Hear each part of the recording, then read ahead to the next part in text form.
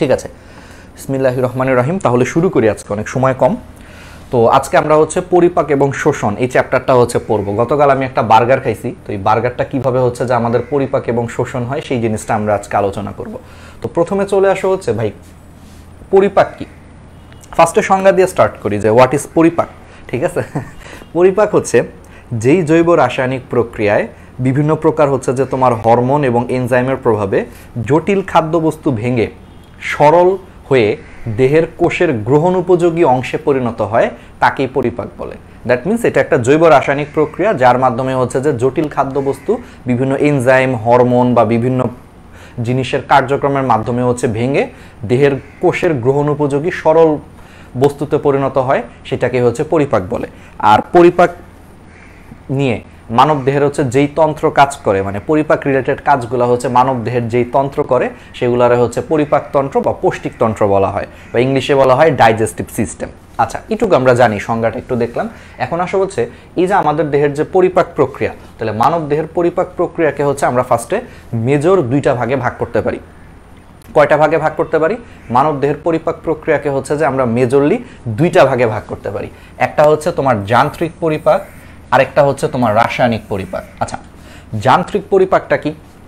যান্ত্রিক পরিপাক হচ্ছে যেই পরিপাক প্রক্রিয়াতে তোমরা চিন্তা করো যে একটা খাবার খাইলা, একটা বার্গার চিবাইছো, তাহলে সেই বার্গারটা তুমি চিবাচ্ছ, তাহলে যান্ত্রিক পরিপাক হচ্ছে তুমি চিবাচ্ছ, বার্গারটাকে তুমি গিলে ফেলতেছো, বার্গারটার সাথে হচ্ছে লালা মিশতেছে।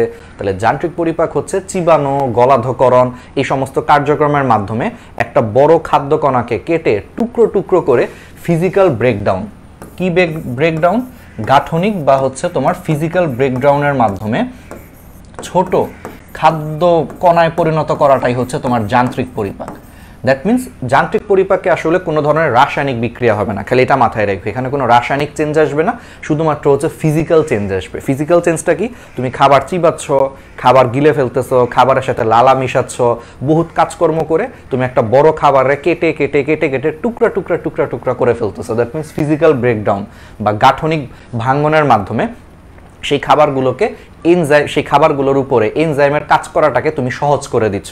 এটাই হচ্ছে যান্ত্রিক পরিপাক। যান্ত্রিক পরিপাকের কাজ হচ্ছে একটাই, ফিজিক্যাল ব্রেকডাউনের মাধ্যমে ধরো একটা বড় খাবারকে ভেঙে ছোট ছোট টুকরায় পরিণত করলে সুবিধাটা হচ্ছে যে এর উপর তখন এনজাইম কাজ করতে পারে। এনজাইম কখনো বড় খাবারের উপর কাজ করতে পারে না। আজ তো একটা বার্গার গিলে ফেলছো, জীবনে এনজাইম কাজ করতে পারবে না। তো ফার্স্টে কি করতে হবে? এনজাইম যাতে ভালো মতো কাজ করতে পারে, এই কারণে ফিজিক্যাল ব্রেকডাউনের মাধ্যমে তুমি খাবারগুলোর ক্ষুদ্র ক্ষুদ্র কণায় পরিণত করছো। এটাই হচ্ছে যান্ত্রিক পরিপাক। ঠিক আছে, ওকে। তাহলে যান্ত্রিক পরিপাক শেষ, এবার আসো রাসায়নিক পরিপাক। তাহলে যান্ত্রিক পরিপাকের পরে এই যে খাদ্যবস্তুগুলো যে ক্ষুদ্র ক্ষুদ্র কণায় পরিণত হয়েছে, সেই কণাগুলোর উপরে এখন হচ্ছে যে পরিপাক যে এনজাইমগুলো, তারপর বিভিন্ন ধরনের অ্যাসিড, ক্ষার, এরা হচ্ছে বিক্রিয়া করে এদেরকে এখন কেমিক্যাল ব্রেকডাউন করবে। তাহলে রাসায়নিক পরিপাকে কি ধরনের ব্রেকডাউন হয় বুঝতেই পারতেছো, রাসায়নিক। তাহলে এটা হচ্ছে কেমিক্যাল ব্রেকডাউন হবে। কেমিক্যাল ব্রেকডাউনের মাধ্যমে এটাকে একবারে হচ্ছে কোষের গ্রহণ উপযোগী অংশে পরিণত করবে, সেটা হচ্ছে রাসায়নিক পরিপাক। তাহলে রাসায়নিক পরিপাক হচ্ছে যান্ত্রিক পরিপাকের পরে হয়।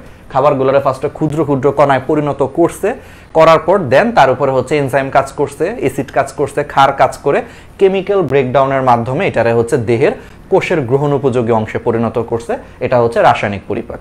আর এই দুই প্রক্রিয়ার মাধ্যমেই মূলত হচ্ছে আমাদের খাদ্য পরিপাক হয়। ঠিক আছে, খুব ইজি জিনিস, রাসায়নিক পরিপাক, তো এখানে কেমিক্যাল ব্রেকডাউন হবে। আচ্ছা, তাহলে এইটুকু আমরা বুঝলাম। তাহলে বলো তো যান্ত্রিক পরিপাক মেইনলি কে করে? আমাদের বডিতে যান্ত্রিক পরিপাক হচ্ছে অনেক অঙ্গই করে, আমরা একটু পরে দেখব, সবাই কম বেশি করে। ওকে, তাহলে এখন আসা হচ্ছে, তাহলে আমরা এইটুকু বুঝতে পারছি। এখন আসা হচ্ছে পৌষ্টিক তন্ত্র বা ডাইজেস্টিভ সিস্টেম। ওই যে বলতেছিলাম যে আমাদের বডির হচ্ছে যেই সিস্টেমটা, আমাদের বডির যেই সিস্টেমটা হচ্ছে তোমার খাবার পরিপাকের সাথে হচ্ছে জড়িত, তাকেই হচ্ছে পৌষ্টিক তন্ত্র বা হচ্ছে ডাইজেস্টিভ সিস্টেম বলা হয়, বডির যে তন্ত্রটা। আচ্ছা, এখন এই পৌষ্টিক তন্ত্রকে আমরা দুই ভাগে ভাগ করতে পারি। একটা হচ্ছে পৌষ্টিক নালী, আর একটা হচ্ছে পৌষ্টিক গ্রন্থি। তাহলে একটা হচ্ছে পৌষ্টিক নালী, আর একটা হচ্ছে পৌষ্টিক গ্রন্থি। পৌষ্টিক নালী হচ্ছে তোমার মুখ ছিদ্র থেকে পায়ু পর্যন্ত বিস্তৃত।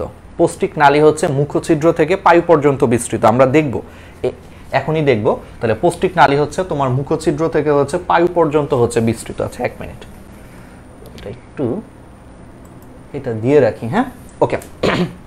তাহলে এই যে আমরা যে পৌষ্টিক নালী, তাহলে এটা মুখ ছিদ্র থেকে পায়ু, আমরা ছবি দেখব, ফিল করব, বায়োলজি সমস্যা নাই। আপাতত মনে রাখো আমাদের মুখছিদ্র থেকে পায়ু পর্যন্ত যেই পেঁচানো যে নালী আছে সেটাই আসলে হচ্ছে পৌষ্টিক নালী। এখন এই পৌষ্টিক নালীর আন্ডারে হচ্ছে তোমার অনেকগুলা হচ্ছে পার্ট আছে, মুখছিদ্র, তারপরে হচ্ছে মুখ বিবর বা মুখ গহ্বর, তারপরে হচ্ছে গলবিল, তারপরে হচ্ছে অন্ননালী, তারপরে হচ্ছে তোমার পাকস্থলী, ঠিক আছে। তারপরে হচ্ছে অন্ত্র, অন্ত্রের মধ্যে হচ্ছে আবার দুই ধরনের আছে, একটা হচ্ছে ক্ষুদ্রান্ত্র আছে আর একটা হচ্ছে বৃহদান্ত্র আছে। ক্ষুদ্রান্ত্রের মধ্যে হচ্ছে আবার তিনটা part, duodenum, jejunum, Ilium, details পড়বো সব পরে, আমরা আপাতত জেনে রাখি। আর বৃহদান্ত্রের মধ্যে হচ্ছে তিনটা পার্ট, আসলে তিনটা পার্ট, সিকাম, কোলন, মলাশয়।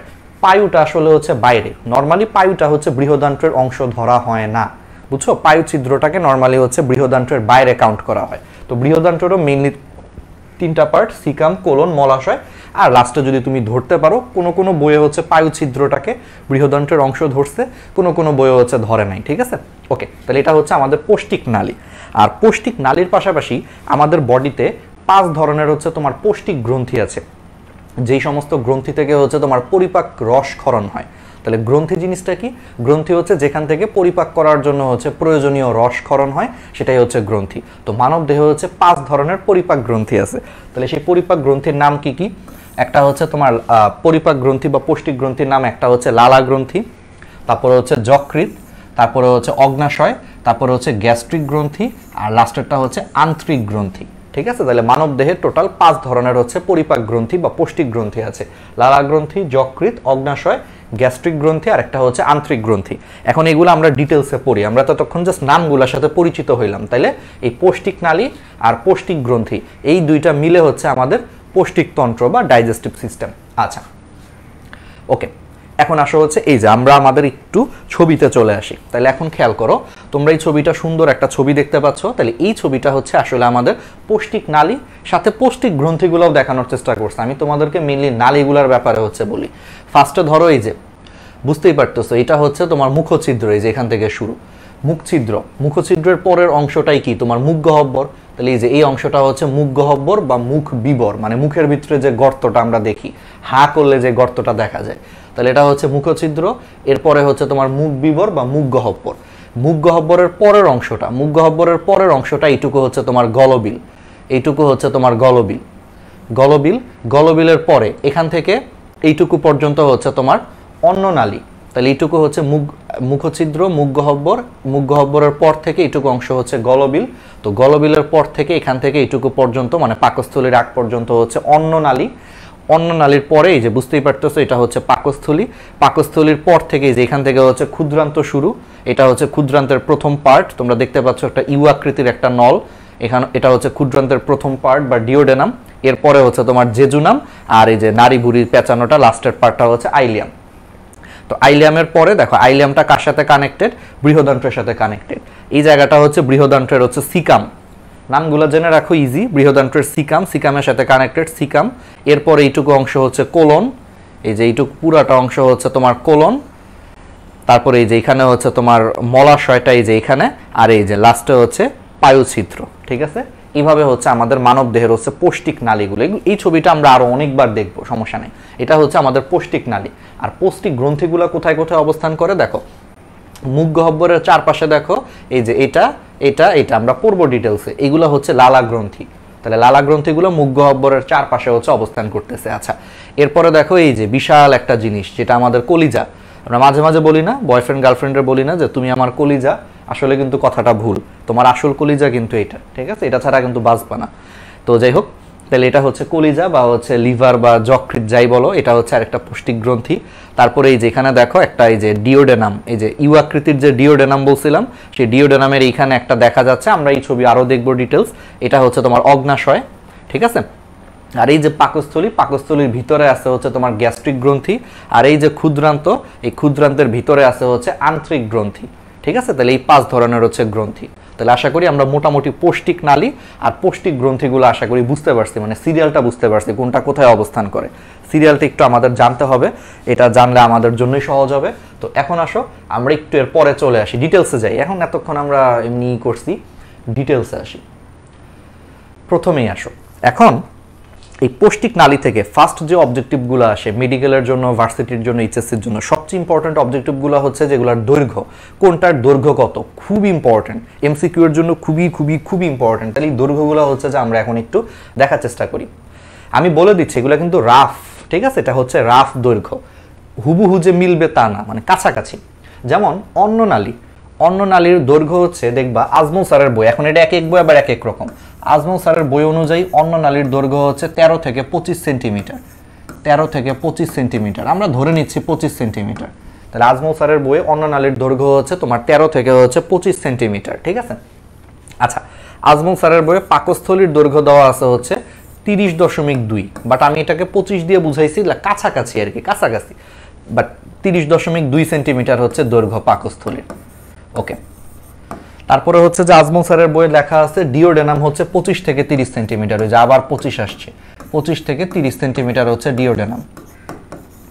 আর কিডনিতে হচ্ছে তোমার মূত্রনালী আছে আমাদের, ইউরেটার, ঠিক আছে, কিডনিতে, এটা আমরা হচ্ছে বর্জ্য চ্যাপ্টারটায় পড়বো, সেই মূত্রনালীর ইউরেটারের দৈর্ঘ্য মোটামুটি হচ্ছে 25 সেন্টিমিটার। তাহলে এগুলো হচ্ছে মোটামুটি মানব দেহে 25 সেন্টিমিটার বা তার কাছাকাছি হচ্ছে কিছু অঙ্গের নাম আর কি, মাঝে মাঝে আসে এগুলো অবজেক্টিভ একসাথে মনে রাখার জন্য ইজি। অন্ননালী, ডিওডেনাম, ইউরেটার আর হচ্ছে পাকস্থলী, এগুলো মোটামুটি 25 সেন্টিমিটারের হচ্ছে কাছাকাছি আর কি। আচ্ছা, ওকে, তাহলে এই জিনিসগুলো আমরা একটু দেখলাম। এখন আসো হচ্ছে এক্সাক্ট হিসাবে চলে আসি। আর এখানে আরেকটা জিনিস খেয়াল রাখবা, অন্ননালী যতটুকু দৈর্ঘ্য, আমি একটা মজার জিনিস তোমাদেরকে বলি, গলবিল, অন্ননালীর উপরের অংশটা হচ্ছে গলবিল, গলবিল হচ্ছে ঠিক তার অর্ধেক। তাহলে তোমরা একটু আমারে বলো তো, তোমরা এখানে অনেকেই ম্যাথমেটিক্সে হচ্ছে অনেক ভালো, বলো 25-এর অর্ধেক কত? অন্ননালী যদি 23 থেকে 25 সেন্টিমিটার হয়, ধরে নিচ্ছি আমরা এটা 25 সেন্টিমিটার, তাহলে 25-এর অর্ধেক কত? 12.5। দ্যাট মিনস গলবিল হচ্ছে তোমার 12.5 সেন্টিমিটার। বুঝতে পারছো? এটা একটু মনে রাখার একটা ট্রিক্স, যে অন্ননালী যত হবে গলবিল হচ্ছে তার অর্ধেক হবে। তাহলে অন্ননালী 25 হইলে গলবিল হচ্ছে 12.5 সেন্টিমিটার। একটু অবজেক্টিভের জন্য ইম্পর্টেন্ট, এগুলো হচ্ছে দৈর্ঘ্য আর কি।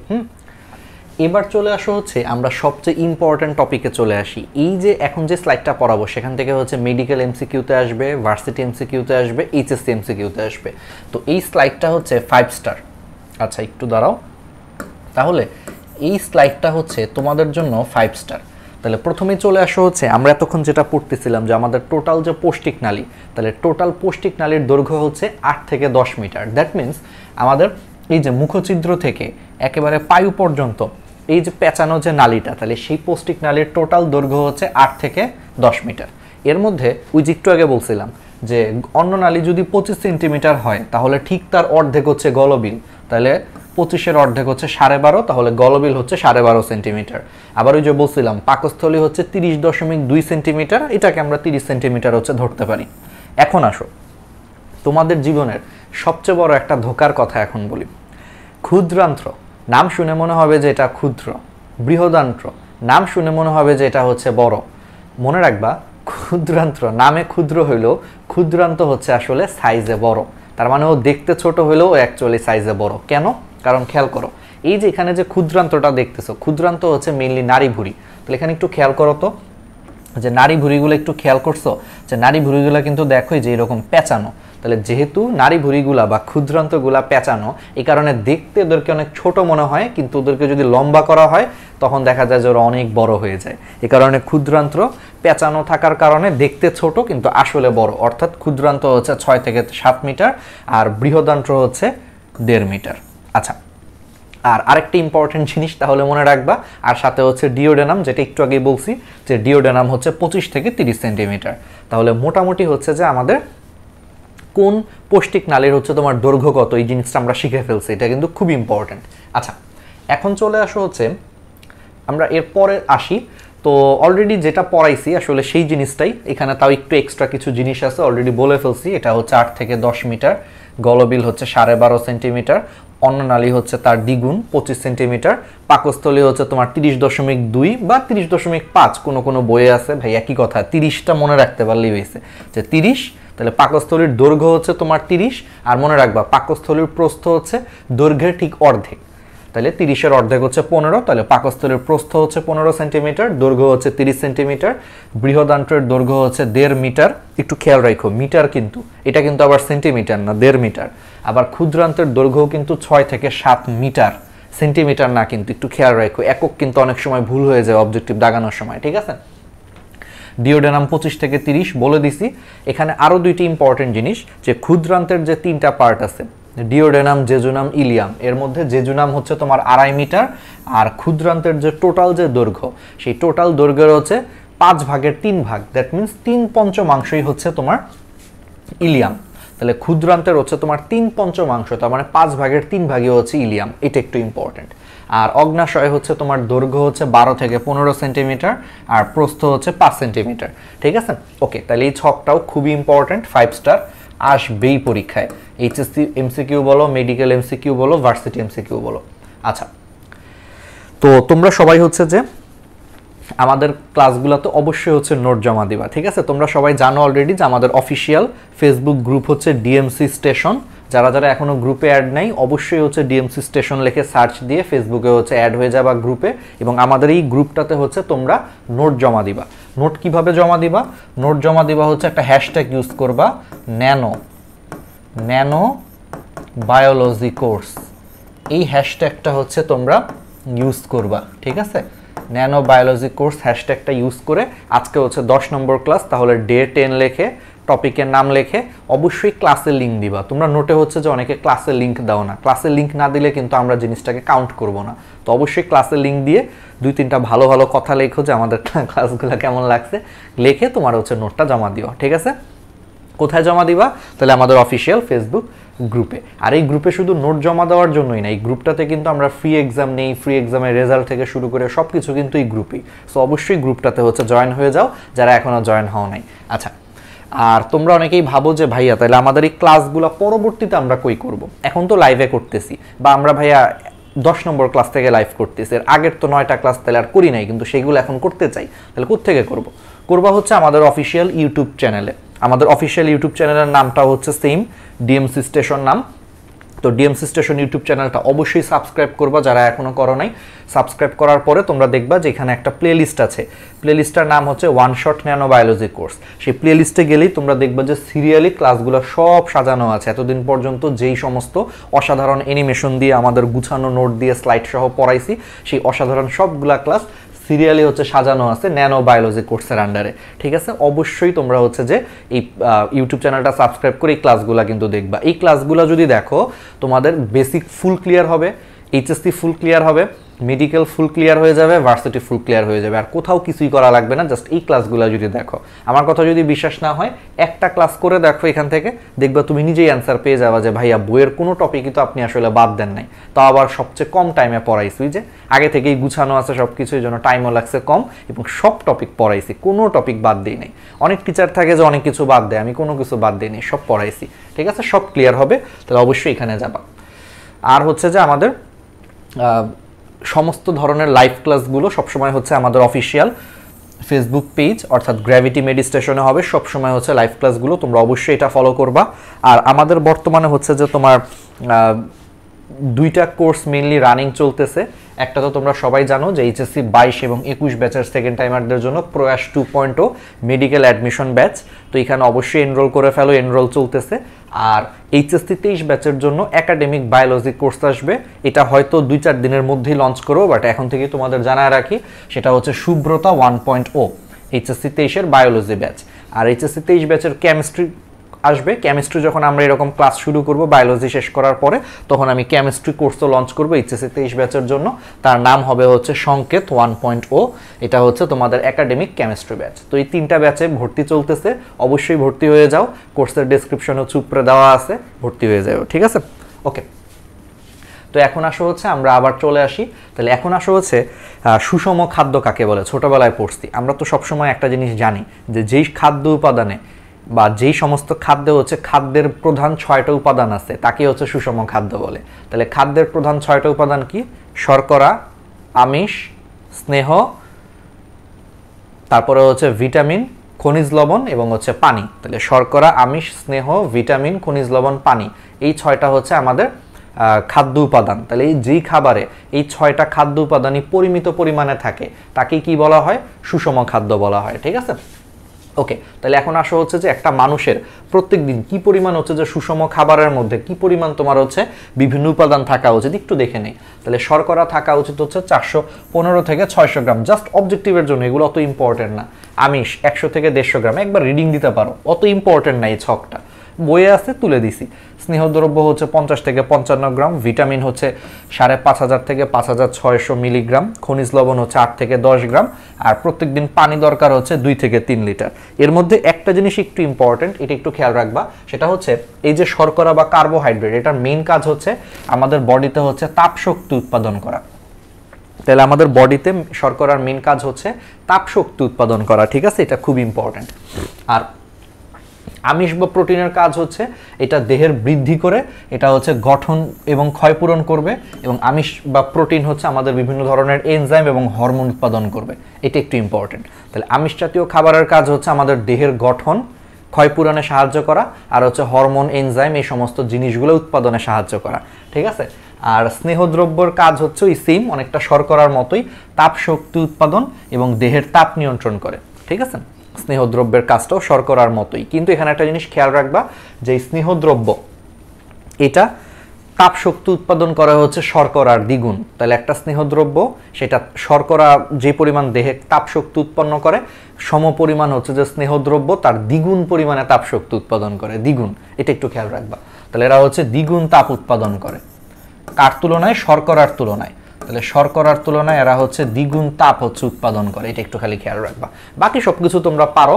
ভিটামিন হচ্ছে পুষ্টি এবং বৃদ্ধিতে সহায়তা করবে, খনিজ লবণও পুষ্টি এবং বৃদ্ধিতে সহায়তা করবে, পানি বুঝতেই পারতেছো যে প্রোটোপ্লাজমকে হচ্ছে সজীব রাখতে এবং ভেজা রাখতে এবং কোষের বিভিন্ন বিপাক প্রক্রিয়াতে পানি কাজে লাগে, এগুলো একবার রিডিং দিলেই পারবা। ওকে, এখন চলে আসা হচ্ছে আমাদের প্রধান এনজাইমগুলো, এগুলো বইয়ের ছক, এগুলো আমরা ডিটেলসে পড়বো। এখানে জাস্ট বইয়ের ছক আছে, এই ছকটা আমি এখানে তুলে দিছি আমাদের নোটেও। তো এখানে হচ্ছে শর্করা।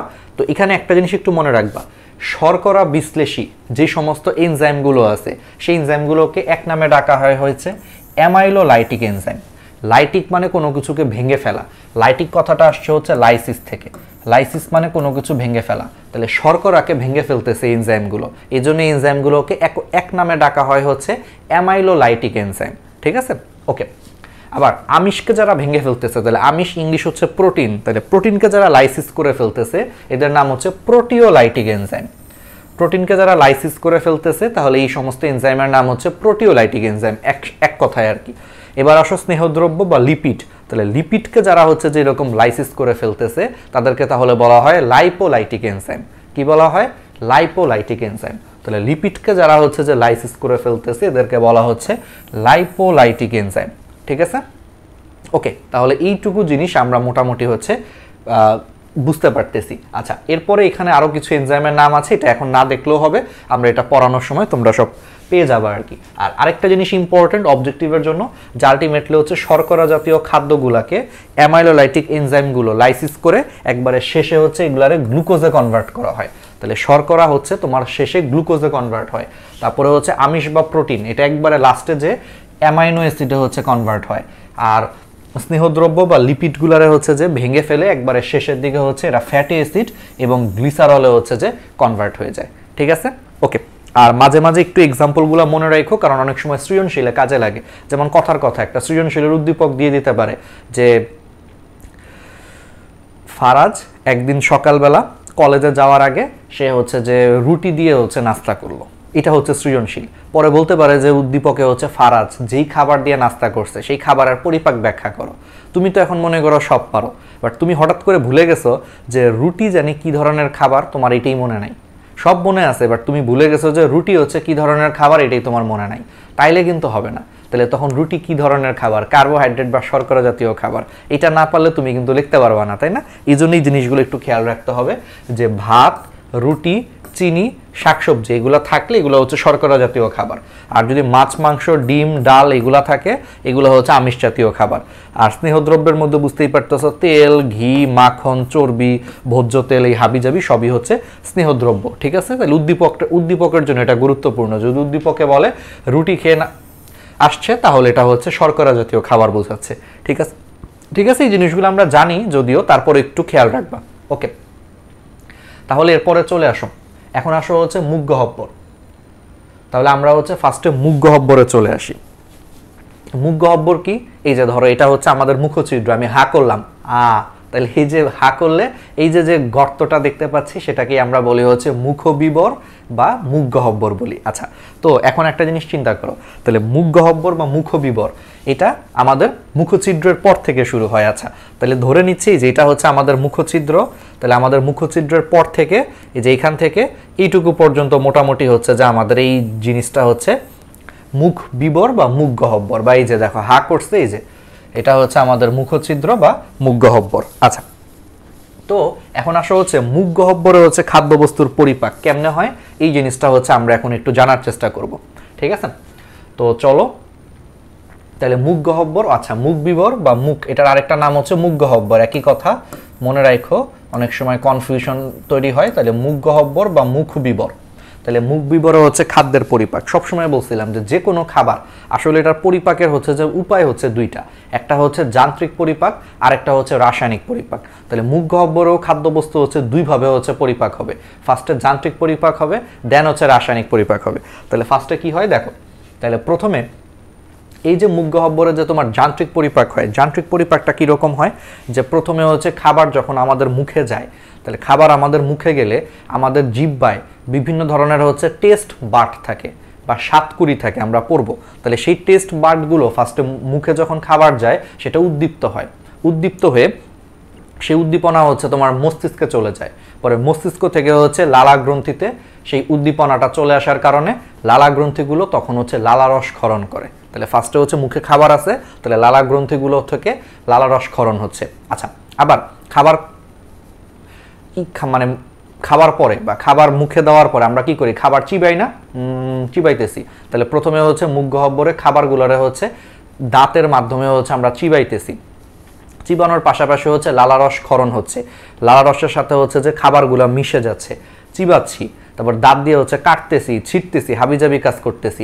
করার পর জিহ্বারও কিন্তু একটা কাজ আছে, জিহ্বা কি করতেছে, জিহ্বা হচ্ছে খাবারগুলোরে বারবার আমাদের তালুর বিপরীতে হচ্ছে চাপ দিচ্ছে, খাবারগুলোকে বারবার কি করতেছে, তালুর বিপরীতে চাপ দিচ্ছে। আচ্ছা, তালু কি, মুখ হা করে এখানে একটা আঙ্গুল দাও, দেখবা যে একটা শক্ত জায়গা বাঁচতেছে, এটাই হচ্ছে তোমার তালু।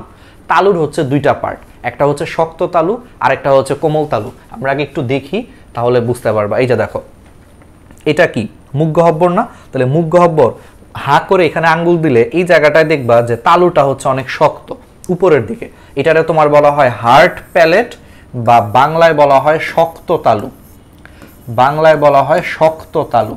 আর একবারে পিছনের দিকে আস্তে আস্তে যদি পিছনের দিকে অনেক ভিতরে আঙ্গুল ঢুকে যদি মানে হাত দিতে পারো তাহলে দেখবে যে পিছনের দিকে হচ্ছে যে তোমার যে তালুটা আছে এইদিকে, সেই তালুটা হচ্ছে তোমার নরম, তাহলে এটারে বলা হয় নরম বা কোমল তালু বলা হয়।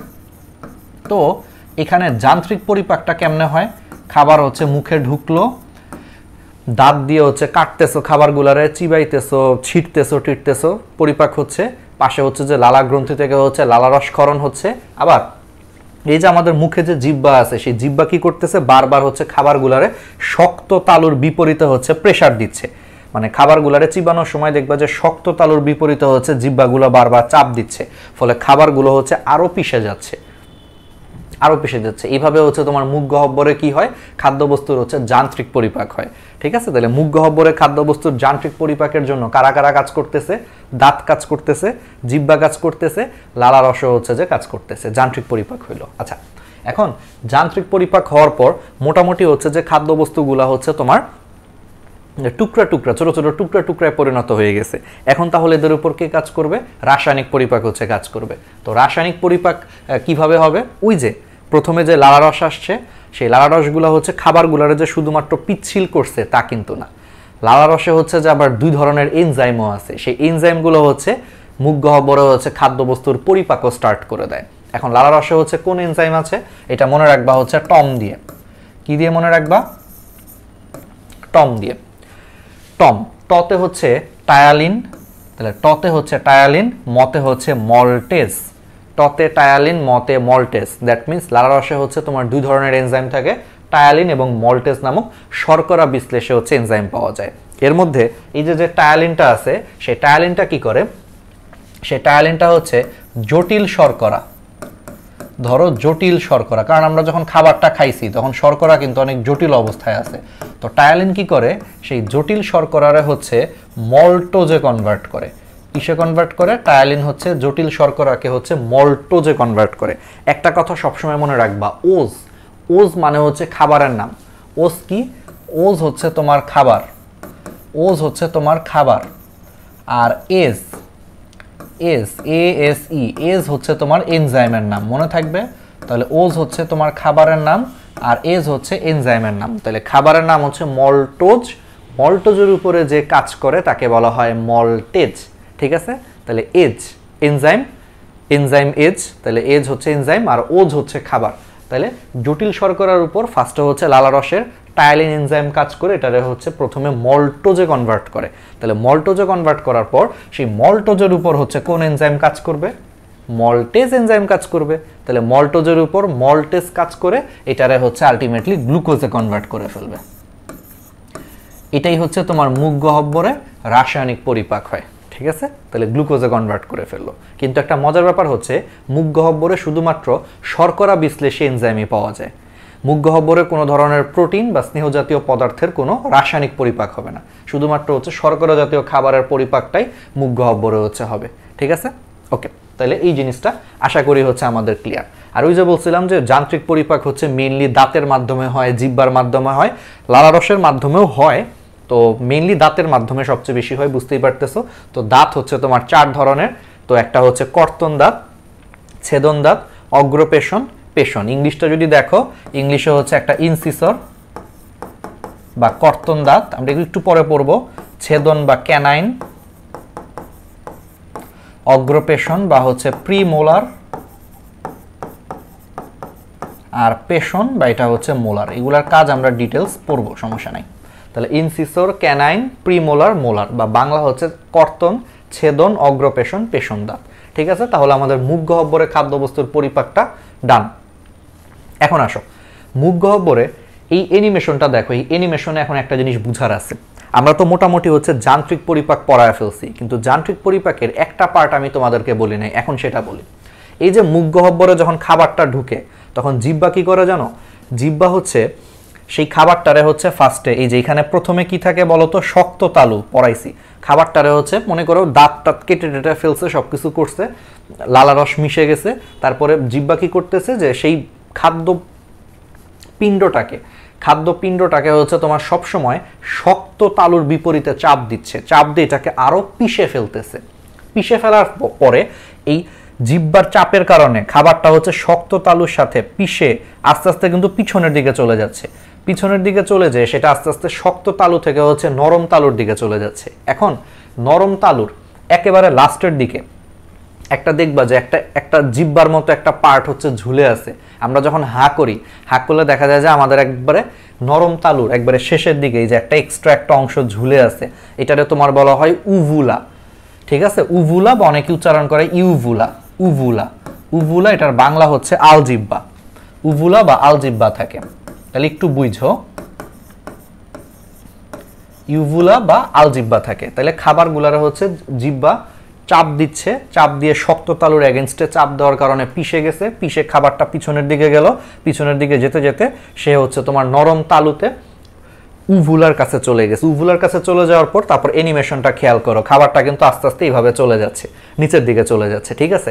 এখন এখানে একটা ছোট্ট কাহিনী হয়। আচ্ছা, কাহিনীটা হচ্ছে আমরা তো একটা জিনিস জানি যে এই পার্টটা কিন্তু গলবিল, এটা কিন্তু গলবিল, হ্যাঁ, গলবিল। গলবিলের 3টা পার্ট আছে, আমি একটু পড়ায় দিই, ডিটেলস পড়ায় দিই। দেখো এটা হচ্ছে আমাদের নাক, তাহলে নাকের পিছনে এটাও হচ্ছে গলবিল, তাহলে নাকের পিছনে এটাও গলবিল, এই জন্য এটাকে বলা হয় নাসা গলবিল। কি বলা হয়? নাসা গলবিল বলা হয়, ঠিক আছে। তাহলে নাকের পিছনে যে গলবিল এটাকে নাসা গলবিল বা ইংলিশে বলা হয় নেজোফ্যারিংস, ওই নোজ থেকে আসছে নেজোফ্যারিংস, নাকের পিছনে। আবার এটা হচ্ছে আমাদের মুখ গহ্বর, তাহলে মুখ গহ্বরের পিছনে যে গলবিলটা এটাতে তোমার বলা হয় ওরোফ্যারিংস। মুখ মানে হচ্ছে ওরাল, তো সেই ওরাল থেকে আসছে ওরোফ্যারিংস, ওরোফ্যারিংস। আর ওরোফ্যারিংসের পরে এই যে এইখানে যে গলবিল, এটাও গলবিল, অ্যাকচুয়ালি গলবিলটাই যে এইখান থেকে স্টার্ট হয়েছে, মোটামুটি এইখান থেকে হচ্ছে এইটুকু পর্যন্ত হচ্ছে গলবিল। বুঝতে পারছো? মোটামুটি ধরে নাও। তাহলে এখান থেকে এইটুকু পর্যন্ত গলবিল হইলে গলবিলের আবার পার্ট হচ্ছে 3টা। নাকের পিছনের পার্টটা হচ্ছে ন্যাজোফ্যারিংস, মুখের পিছনের পার্টটা হচ্ছে ওরোফ্যারিংস, আর তারপরের পার্টটার নাম হচ্ছে ল্যারিঙ্গোফ্যারিংস। এগুলো সবই গলবিল, জাস্ট একটু পড়ায়া দিচ্ছি তোমাদের, হ্যাঁ? ওকে, এটা পড়াইলে বুঝতে পারবা। এখন এই যে ফ্যারিংস বা গলবিল, সেই গলবিলের পরে তোমরা খেয়াল করো 2টা রাস্তা চলে গেছে। সামনের দিকে হচ্ছে এটা শ্বাসনালী বা ট্রাকিয়া, সামনের দিকে হচ্ছে এটা শ্বাসনালী বা ট্রাকিয়া, আর পিছনের দিকে হচ্ছে এটা অন্ননালী। পিছনের দিকে কি? এটা হচ্ছে অন্ননালী।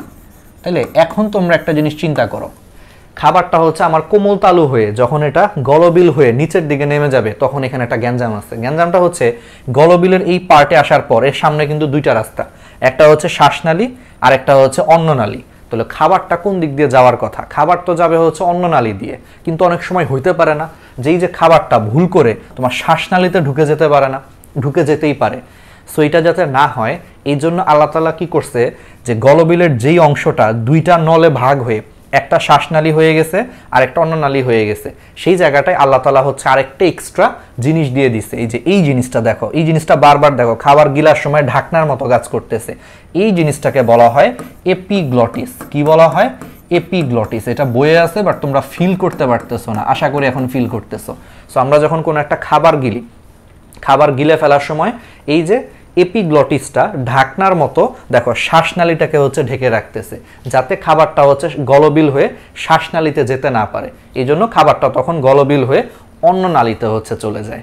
এটাই হচ্ছে আল্লাহ তাআলা সিস্টেম করে দিছে। তাহলে চিন্তা করো, আজকে যদি এপিগ্লটিসটা না থাকতো তাহলে কিন্তু খাবার গিলে ফেলার সময় কিন্তু শ্বাসনালীতে চলে যেতে পারতো, আর শ্বাসনালীতে খাবার চলে গেলে কিন্তু আমাদের দম বন্ধ হয়ে আমরা কিন্তু মারাও যেতে পারতাম।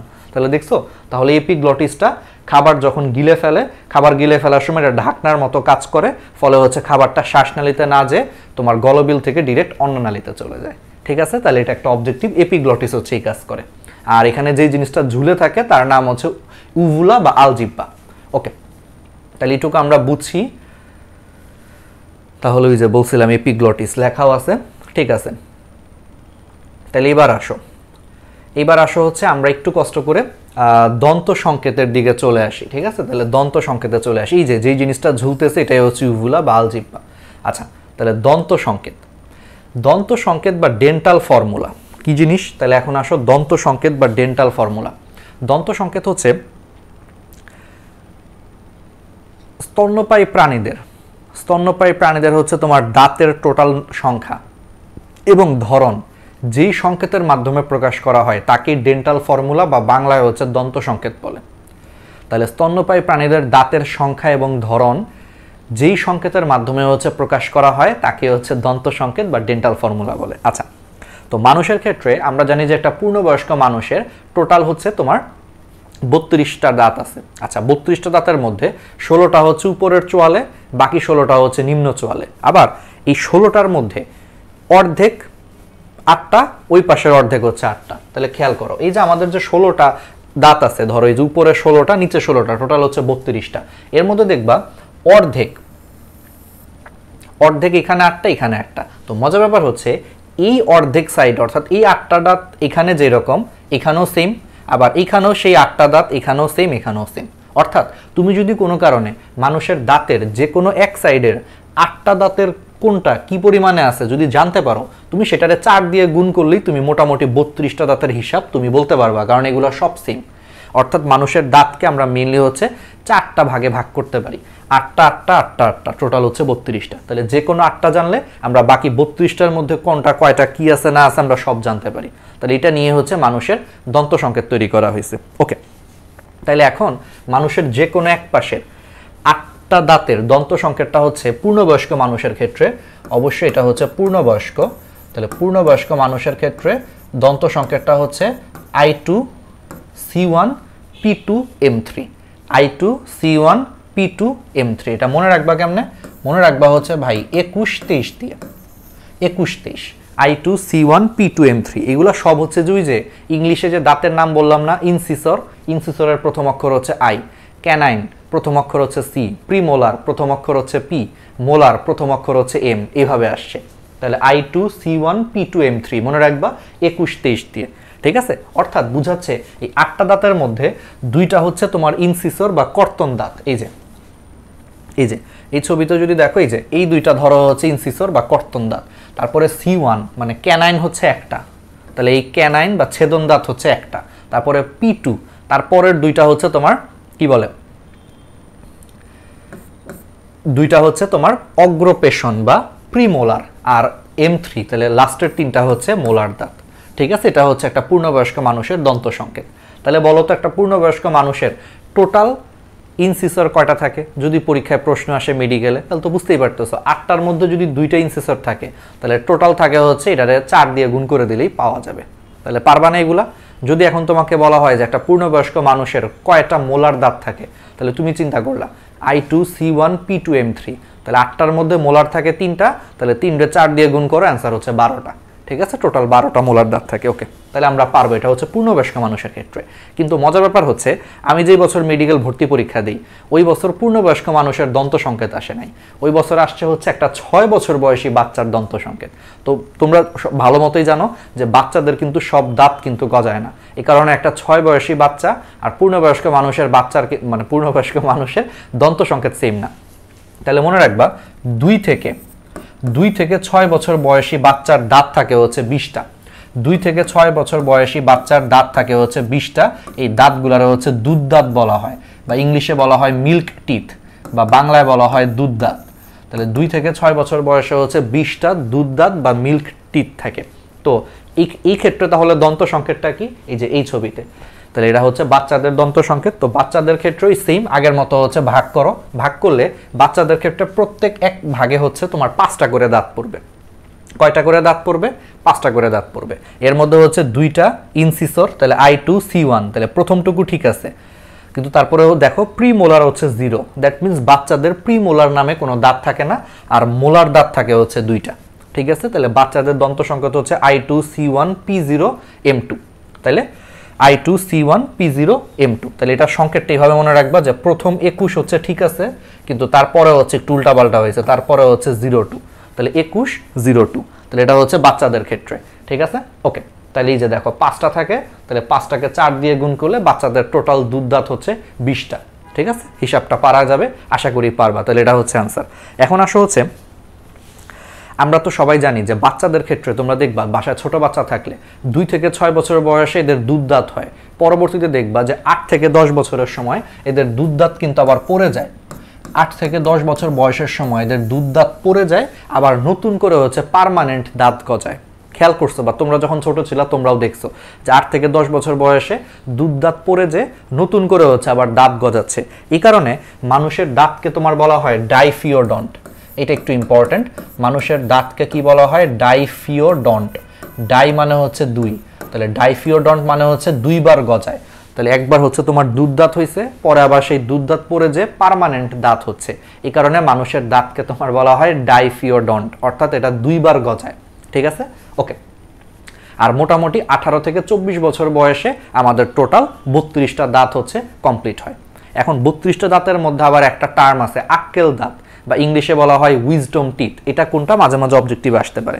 মানুষের সবার লাস্টে হচ্ছে মানুষের মোলার দাঁত গজায়। 3 নম্বর যে মোলার দাঁত আছে না, 3 নম্বর হচ্ছে মোলার দাঁতটা মানুষের ক্ষেত্রে সবার লাস্টে গজায়। এই কারণে মানুষের ক্ষেত্রে 3 নম্বর যে মোলার দাঁত পূর্ণবয়স্ক মানুষের, এই 3 নম্বর মোলার দাঁতটাকেই তোমার হচ্ছে আক্কেল দাঁত বলা হয়। কি বলা হয়? 3 নম্বর মোলার দাঁতটাকেই হচ্ছে আক্কেল দাঁত, বা হচ্ছে ইংলিশে বলা হয় উইজডম টিথ বলা হয়, বা বাংলায় বলা হয় আক্কেল দাঁত। ঠিক আছে, ওকে।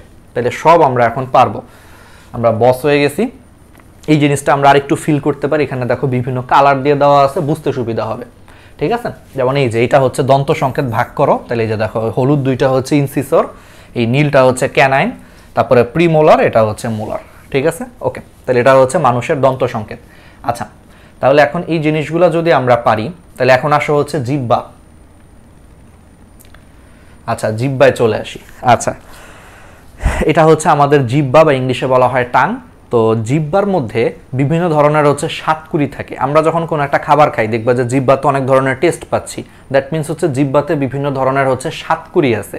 এখন জিহ্বাতে কি কি ধরনের হচ্ছে যে স্বাদকুড়ি আছে বা টেস্ট বাড থাকে, অর্থাৎ এই জিহ্বাতে আমাদের ফ্লাক্স আকৃতির, কি আকৃতির? ফ্লাস্ক, ফ্লাস্ক আকৃতির টেস্ট বার্ড, ফ্লাস্ক আকৃতির টেস্ট বার্ড বা হচ্ছে সাতকুড়ি থাকে, সাতকুড়ি টেস্ট বার্ড বা হচ্ছে তোমার সাতকুড়ি থাকে হচ্ছে আমাদের জিহ্বায়, ঠিক আছে। এবং এই সাতকুড়িগুলা যখন হচ্ছে আমাদের জিহ্বায় কোনো একটা খাবার পড়ে, সেই খাবারের বিভিন্ন রাসায়নিক উপাদান এই টেস্ট বার্ড বা সাতকুড়ির সাথে হচ্ছে বিক্রিয়া করে, বিক্রিয়া করার কারণে সেখান থেকে হচ্ছে একটা উদ্দীপনা আমাদের মস্তিষ্কে চলে যায়, তারপরে হচ্ছে আমরা সেই খাবারের টেস্ট বুঝতে পারি। তার মানে বুঝছো যে একটা খাবার টক হয়েছে নাকি মিষ্টি হয়েছে নাকি হাবিজাবি হয়েছে, এটা আসলে আমরা একটা রাসায়নিক বিক্রিয়ার মাধ্যমে বুঝি। খাবারটা খাইলাম, খাওয়ার পর সেই খাবারের রাসায়নিক পদার্থের সাথে আমাদের টেস্ট বার্ড বা সাতকুড়ি হচ্ছে বিক্রিয়া করলো, বিক্রিয়া করে সেটার উদ্দীপনা হচ্ছে মস্তিষ্কে পাঠাইছে, তখন আমরা হচ্ছে বুঝতে পারি যে ও আচ্ছা হ্যাঁ মানে এই টেস্ট আর কি। যাই হোক, তাহলে টেস্ট বার্ড বা সাতকুড়ি ফ্লাক্স আকৃতির আর কি থাকে। তো এখন কোন টেস্ট বার্ডটা হচ্ছে কোথায় থাকে? মজার ব্যাপার হচ্ছে একবারে জিহ্বা, এটা হচ্ছে জিহ্বার অগ্রভাগ সামনে, আর এটা হচ্ছে জিহ্বার পিছনে থাকে, গোড়ার দিকে থাকে। তো জিহ্বার অগ্রভাগে এইটুকু এরিয়াতে তোমার থাকে হচ্ছে মিষ্টি, তাহলে এইটুকু এরিয়াতে থাকে হচ্ছে মিষ্টি। আচ্ছা অন্য কালার দিয়ে করি তাহলে দেখতে ইজি হবে। এইটুকু এরিয়াতে থাকে হচ্ছে মিষ্টি, ঠিক আছে। তাহলে মিষ্টি, এইটুকু হচ্ছে তোমার মিষ্টির সাতকুড়ি হচ্ছে এই জায়গাটায় থাকে। মিষ্টির দুই পাশে হচ্ছে তোমার থাকে হচ্ছে লবণাক্ত বা নোনতা স্বাদের জন্য, তাহলে মিষ্টির দুই পাশে হচ্ছে তোমার থাকে হচ্ছে লবণাক্ত বা নোনতা স্বাদের জন্য। লবণাক্ত বা নোনতা স্বাদের পিছনের দিকে দুই পাশে হচ্ছে তোমার থাকে হচ্ছে টক স্বাদ, টক বা অম্লীয় স্বাদ। ওই যে তোমার হচ্ছে যে আমরা খাইলে বা কাঁচা ফল খাইলে, সবুজ যে কাঁচা ফল খাইলে যেটা হয় টক বা হচ্ছে অম্লীয় স্বাদ, আমরা তারপর হচ্ছে যে আমলকি খাইলে যেটা হয়। আর একবারে লাস্টে গোড়ার দিকে যে এই জায়গাটায় হচ্ছে তোমার তিক্ত স্বাদ। করলা খাইলে, অনেকেই করলা খাইতে পারে না, যেমন আমি নিজেও করলা খাইতে পারি না, এখানে হচ্ছে তিক্ততা বা তিক্ত স্বাদের জন্য হচ্ছে সাতকুড়ি থাকে। তাহলে এখানে মিষ্টি, এখানে হচ্ছে লবণাক্ত বা নোনতা, এখানে হচ্ছে টক বা অম্লীয়, আর একবারে গোড়ার দিকে হচ্ছে তিক্ততা। এবং একটা মজার জিনিস খেয়াল রাখবা, ঝাল জাতীয় খাবারের জন্য কিন্তু আমাদের জিহ্বাতে আসলে কোনো ধরনের টেস্ট বার্ড নাই। তারপর আমরা ঝাল কেমনে বুঝি? আসলে যেই খাবারগুলো অনেক ঝাল সেগুলো হচ্ছে আমাদের জিহ্বাটাকে ইরিটেশন করে, ঠিক আছে, সেগুলো হচ্ছে জিহ্বারে আসলে ইরিটেশন করে। ইরিটেশনের কারণে হচ্ছে সাতকুড়িগুলো ঝলসে যাওয়ার কারণে সেটাই আমাদের কাছে হচ্ছে ঝাল মনে হয়। দ্যাট মিনস আমাদের জিহ্বাতে ঝাল জাতীয় খাবারের জন্য কোনো টেস্ট বার্ড নাই, বাট স্টিল ঝাল হচ্ছে আমাদের ফেভারিট খাবার। কেন? কারণ ঝাল গেলে তোমার হচ্ছে যে জিহ্বার সাতকুড়িগুলারে ইরিটেশন করে, ইরিটেশনের কারণে হচ্ছে এগুলা ঝলসে যায় বা এগুলা জ্বালা পোড়া করে, সেই জ্বালা পোড়াটারে আমাদের কাছে ঝাল খাবার মনে হয়, ঠিক আছে। ওকে, তাহলে এটা আমরা বুঝলাম যে ঝাল জাতীয় খাবারের জন্য কোনো টেস্ট বার্ড নাই, খুব ইম্পর্টেন্ট, ঠিক আছে। ওকে, আর এই টেস্ট বার্ডগুলো খাবারের ঘষার কারণে হচ্ছে এগুলো নষ্ট হয়ে 5 থেকে 10 দিন পরে এগুলো হচ্ছে আবার রিপ্লেস হয়, অর্থাৎ প্রত্যেক 5 থেকে 10 দিন পর এই টেস্ট বার্ডগুলো হচ্ছে রিপ্লেস হয়ে যায়। খাবারের ঘষার কারণে টেস্ট বার্ডগুলো নষ্ট হয়ে নতুন টেস্ট বার্ড দ্বারা রিপ্লেস হয়ে যায়। ওকে, তাহলে এইটুকু আমরা বুঝলাম। আচ্ছা, এখন আসা হচ্ছে টম এন্ড জেরির একটা বিখ্যাত এই জিনিসটা আসলে কিছুই না, আমি উভুলাটা দেখানোর জন্য। অনেকে উভুলা আর এপিগ্লটিসের মধ্যে মানে গুলায় ফেলে। এপিগ্লটিস তো বুঝছো, এপিগ্লটিস হচ্ছে ওই যে ওই ঢাকনাটা যেটা হচ্ছে শ্বাসনালীকে ঢেকে রাখে, আর উভুলা বা আলজিহ্বা হচ্ছে এই যে কোমল তালুর একবারে পিছন পার্ট থেকে হচ্ছে এই যে যেই জিনিসটা ঝুলে থাকে এটাই হচ্ছে উভুলা বা আলজিহ্বা, ঠিক আছে। ওকে, এখন চলে আসা হচ্ছে লালা গ্রন্থি। তাহলে মানুষের হচ্ছে টোটাল কয় জোড়া লালা গ্রন্থি থাকে? মানুষের টোটাল হচ্ছে 3 জোড়া লালা গ্রন্থি থাকে, ঠিক আছে। আচ্ছা, সেই 3 জোড়া লালা গ্রন্থি কোনটা কোথায় থাকে এটা একটু এখন আমাদের ফিল করতে হবে। আমরা একটু ফিল করি। দেখো, সেই 3 জোড়া লালা গ্রন্থির মধ্যে দেখো কান, এই কানের নিচে দেখো, এই যে কানের নিচে এই জায়গাটায় হচ্ছে একটা লালা গ্রন্থি আছে, এর নাম হচ্ছে প্যারোটিড গ্রন্থি। এই লালা গ্রন্থির নাম হচ্ছে প্যারোটিড গ্রন্থি। দুই পাশে একটা করে প্যারোটিড গ্রন্থি থাকে। আচ্ছা, এবার আসা হচ্ছে এই যে এখানে যে হাড্ডিটা গতকাল পড়াইছি কিন্তু চলন এবং অঙ্গ চালনায়, এই হাড্ডিটার নাম কি? ম্যান্ডিবল। তাহলে ম্যান্ডিবলের নিচের দিকে, ম্যান্ডিবলের নিচে এই জায়গাটায়, এই যে ম্যান্ডিবলের নিচে এই জায়গাটায় হচ্ছে একটা লালা গ্রন্থি থাকে। তাহলে এটা ম্যান্ডিবলের নিচে। তাহলে মেডিকেলের নিচে মানে হচ্ছে সাব মানে হচ্ছে নিচে। অলওয়েজ মনে রাখবা, মেডিকেলে সাব মানে হচ্ছে নিচে, তাহলে ম্যান্ডিবলের নিচে, এই কারণে এটারে বলা হয় সাবম্যান্ডিবুলার লালাগ্রন্থি। কি বলা হয়? ম্যান্ডিবলের নিচে, এই জন্য এটারে বলা হয় সাবম্যান্ডিবুলার লালাগ্রন্থি বলা হয়।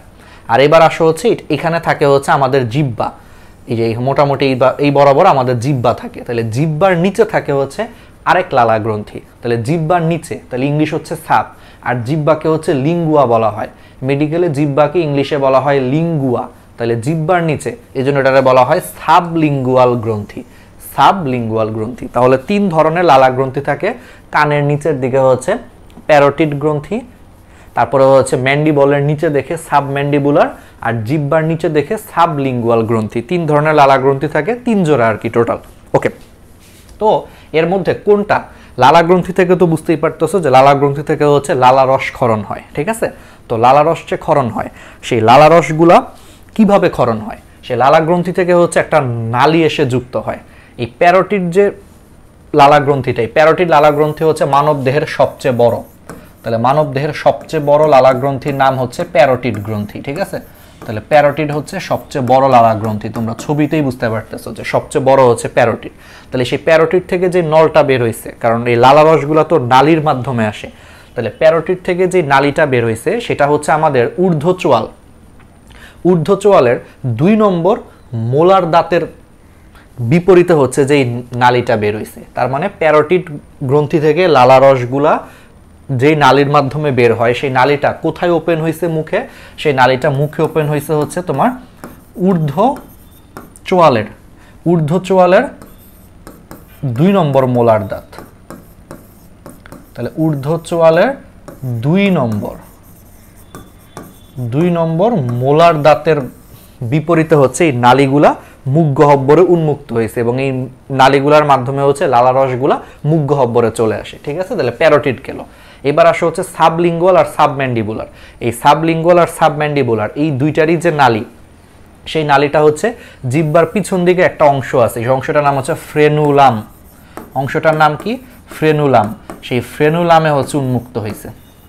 তাহলে সাবলিঙ্গুয়াল এবং সাবম্যান্ডিবুলার লালাগ্রন্থির নালীগুলা হচ্ছে জিহ্বার পিছনে ফ্রেনুলাম নামক একটা অংশে উন্মুক্ত হয়েছে, এবং এই নালীর মাধ্যমে, সেগুলো হচ্ছে ফ্রেনুলামের মাধ্যমে মুখ গহ্বরে হচ্ছে লালারসগুলা চলে আসে, ঠিক আছে? তাহলে আশা করি মনে থাকবে যে কোন লালাগ্রন্থির নালীটা কোথায় উন্মুক্ত হয়েছে। তাহলে প্যারোটিডের নালীটা হচ্ছে ঊর্ধ্বচোয়ালের 2 নম্বর মোলার দাঁতের বিপরীতে উন্মুক্ত হয়েছে, আর সাবলিঙ্গুয়াল এবং সাবম্যান্ডিবুলার লালাগ্রন্থির নালীগুলা হচ্ছে তোমার ফ্রেনুলাম নামক একটা অংশ উন্মুক্ত হয়েছে। ওকে, এখন আসো হচ্ছে লালাগ্রন্থিতে তোমার কি কি থাকে। লালাগ্রন্থিতে হচ্ছে তোমার থাকে হচ্ছে মেইনলি পানি। লালাগ্রন্থিতে মনে রাখবে একটা জিনিস, 95.5% থেকে, আমি একটু পড়ায় দিই, 95.5% থেকে 99.5%ই হচ্ছে তোমার পানি থাকে হচ্ছে লালাগ্রন্থিতে। সাথে হচ্ছে এখানে ক্লোরাইড থাকে। সাথে কি থাকে? এখানে ক্লোরাইড থাকে। এই ক্লোরাইডের কাজ কি? এই ক্লোরাইডটা হচ্ছে লালা, ইংলিশ হচ্ছে স্যালাইভা, লালাকে ইংলিশে বলা হয় স্যালাইভা।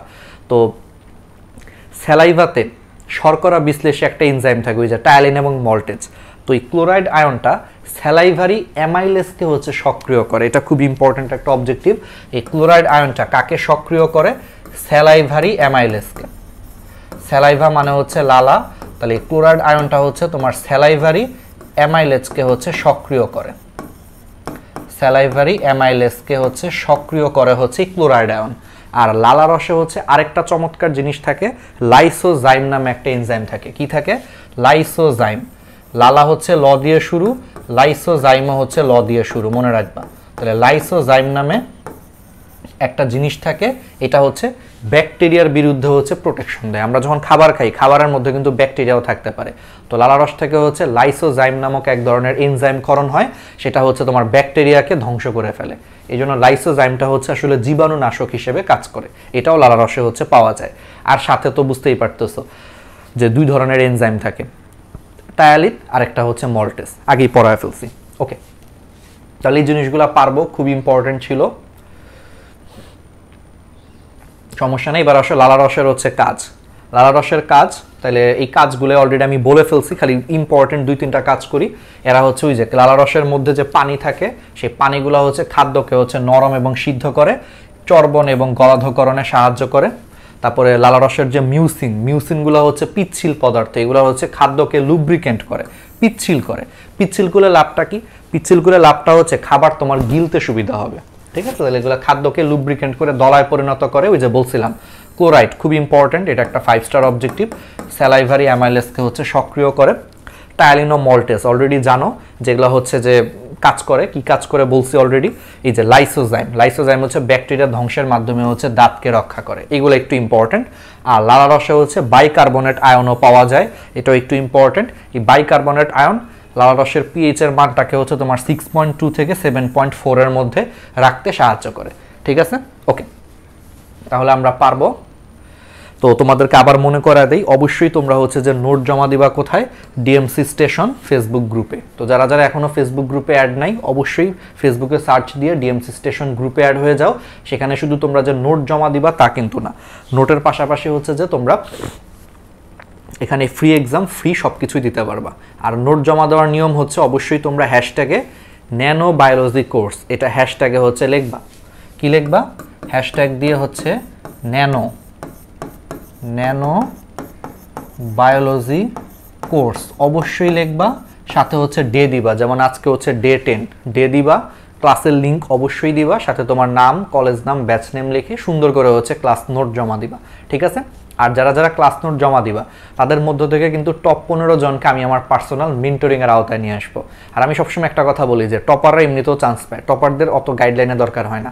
কিন্তু না, বাকি 95% যারা আছি মধ্যবিত্ত স্টুডেন্ট, সেই মধ্যবিত্ত স্টুডেন্টের জন্য কিন্তু একটা পার্সোনাল মেন্টরিং কিন্তু ওদের জীবনটা চেঞ্জ করে দিতে পারে। তুমি ইমাজিন করো, তুমি যদি সবসময় আমার পার্সোনাল মেন্টরিংয়ের আওতায় থাকো, তুমি এখন কিভাবে পড়বা, এইচএসসির জন্য কিভাবে অ্যাপ্রোচ নিবা, অ্যাডমিশনে কিভাবে পড়বা, পড়তে যে মাঝপথে হতাশ হইলে কি করবা, মানে সকল ধরনের সমস্যা কিন্তু তুমি আমার সাথে শেয়ার করতে পারবে এবং আমি তোমাকে একটা সুন্দর সলিউশন দিতে পারবো।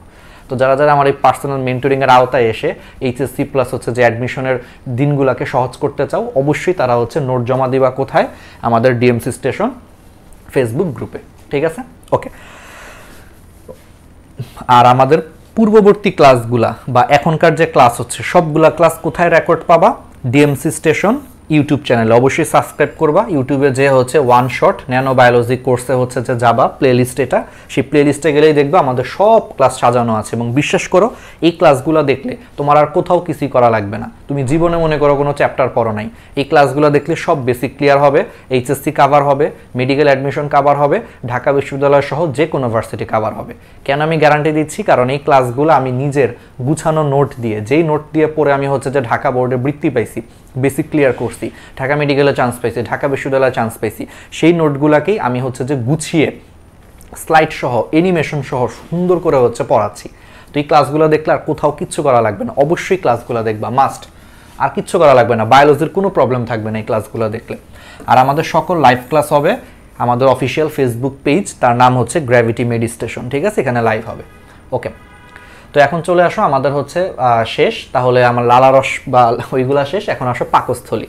তাহলে প্রথমেই আসো, পাকস্থলীর কিছু অংশ আছে, সেই অংশগুলো হচ্ছে যে আমরা একটু পড়ে ফেলি, তাহলে আমাদের বুঝতে সুবিধা হবে। তাহলে এটা হচ্ছে একটা পাকস্থলী, একটা পাকস্থলীর মধ্যে বুঝতেই পারতো এটা হচ্ছে অন্ননালী, এটা হচ্ছে অন্ননালী।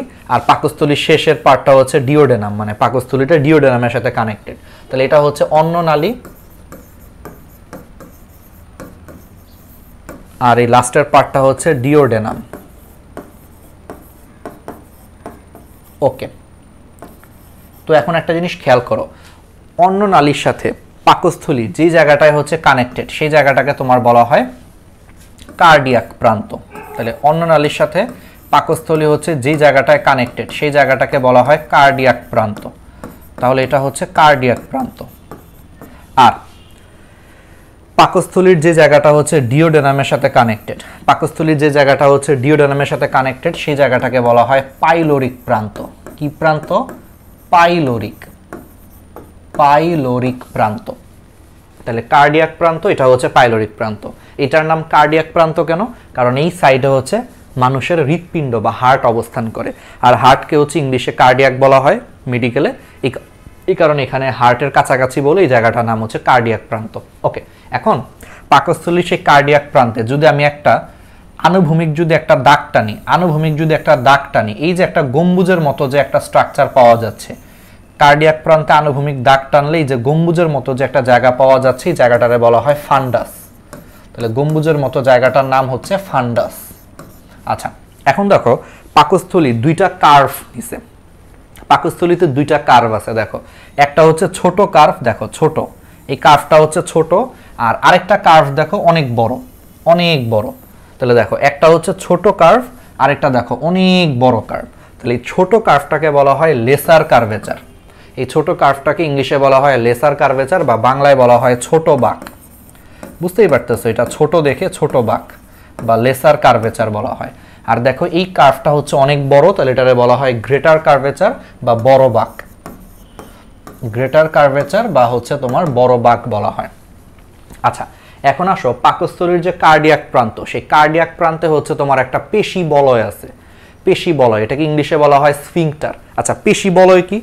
ধরো আমার এই আঙ্গুলগুলা হচ্ছে পেশি, তাহলে এই পেশিগুলা বলয়ের মাধ্যমে একটা মুখ তৈরি করছে।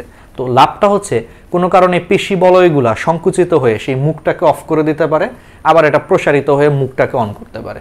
তো এরকম একটা জিনিস তোমার হচ্ছে যে কার্ডিয়াক প্রান্তে আছে। তাহলে কার্ডিয়াক প্রান্তে যে পেশি বলয় আছে সেটারে তাহলে নাম দিছে হচ্ছে কার্ডিয়াক স্ফিংক্টার। স্ফিংক্টারের বাংলা হচ্ছে তোমার পেশি বলয়। তাহলে কার্ডিয়াক প্রান্তে যে স্ফিংক্টার পাওয়া যায় সেটারে বলা হয় কার্ডিয়াক স্ফিংক্টার বা কার্ডিয়াক পেশি বলয়। তাহলে সেগুলো একটা বেরের মতো থাকে, চাইলে এটা সংকোচন প্রসারণের মাধ্যমে ছিদ্রটাকে অন অফ করতে পারে। অনুরূপভাবে পাইলোরিক যে প্রান্ত, সেই পাইলোরিক প্রান্তে হচ্ছে যে তোমার আরেকটা পেশি বলয় থাকে। তাহলে নাম শুনে বুঝতে পারতেছে, এটারে বলা হবে পাইলোরিক স্ফিংক্টার। তাহলে পাইলোরিক প্রান্তে যে পেশি বলয় থাকে সেটারে তোমার বলা হবে পাইলোরিক স্ফিংক্টার। পাইলোরিক স্ফিংক্টার, ঠিক আছে?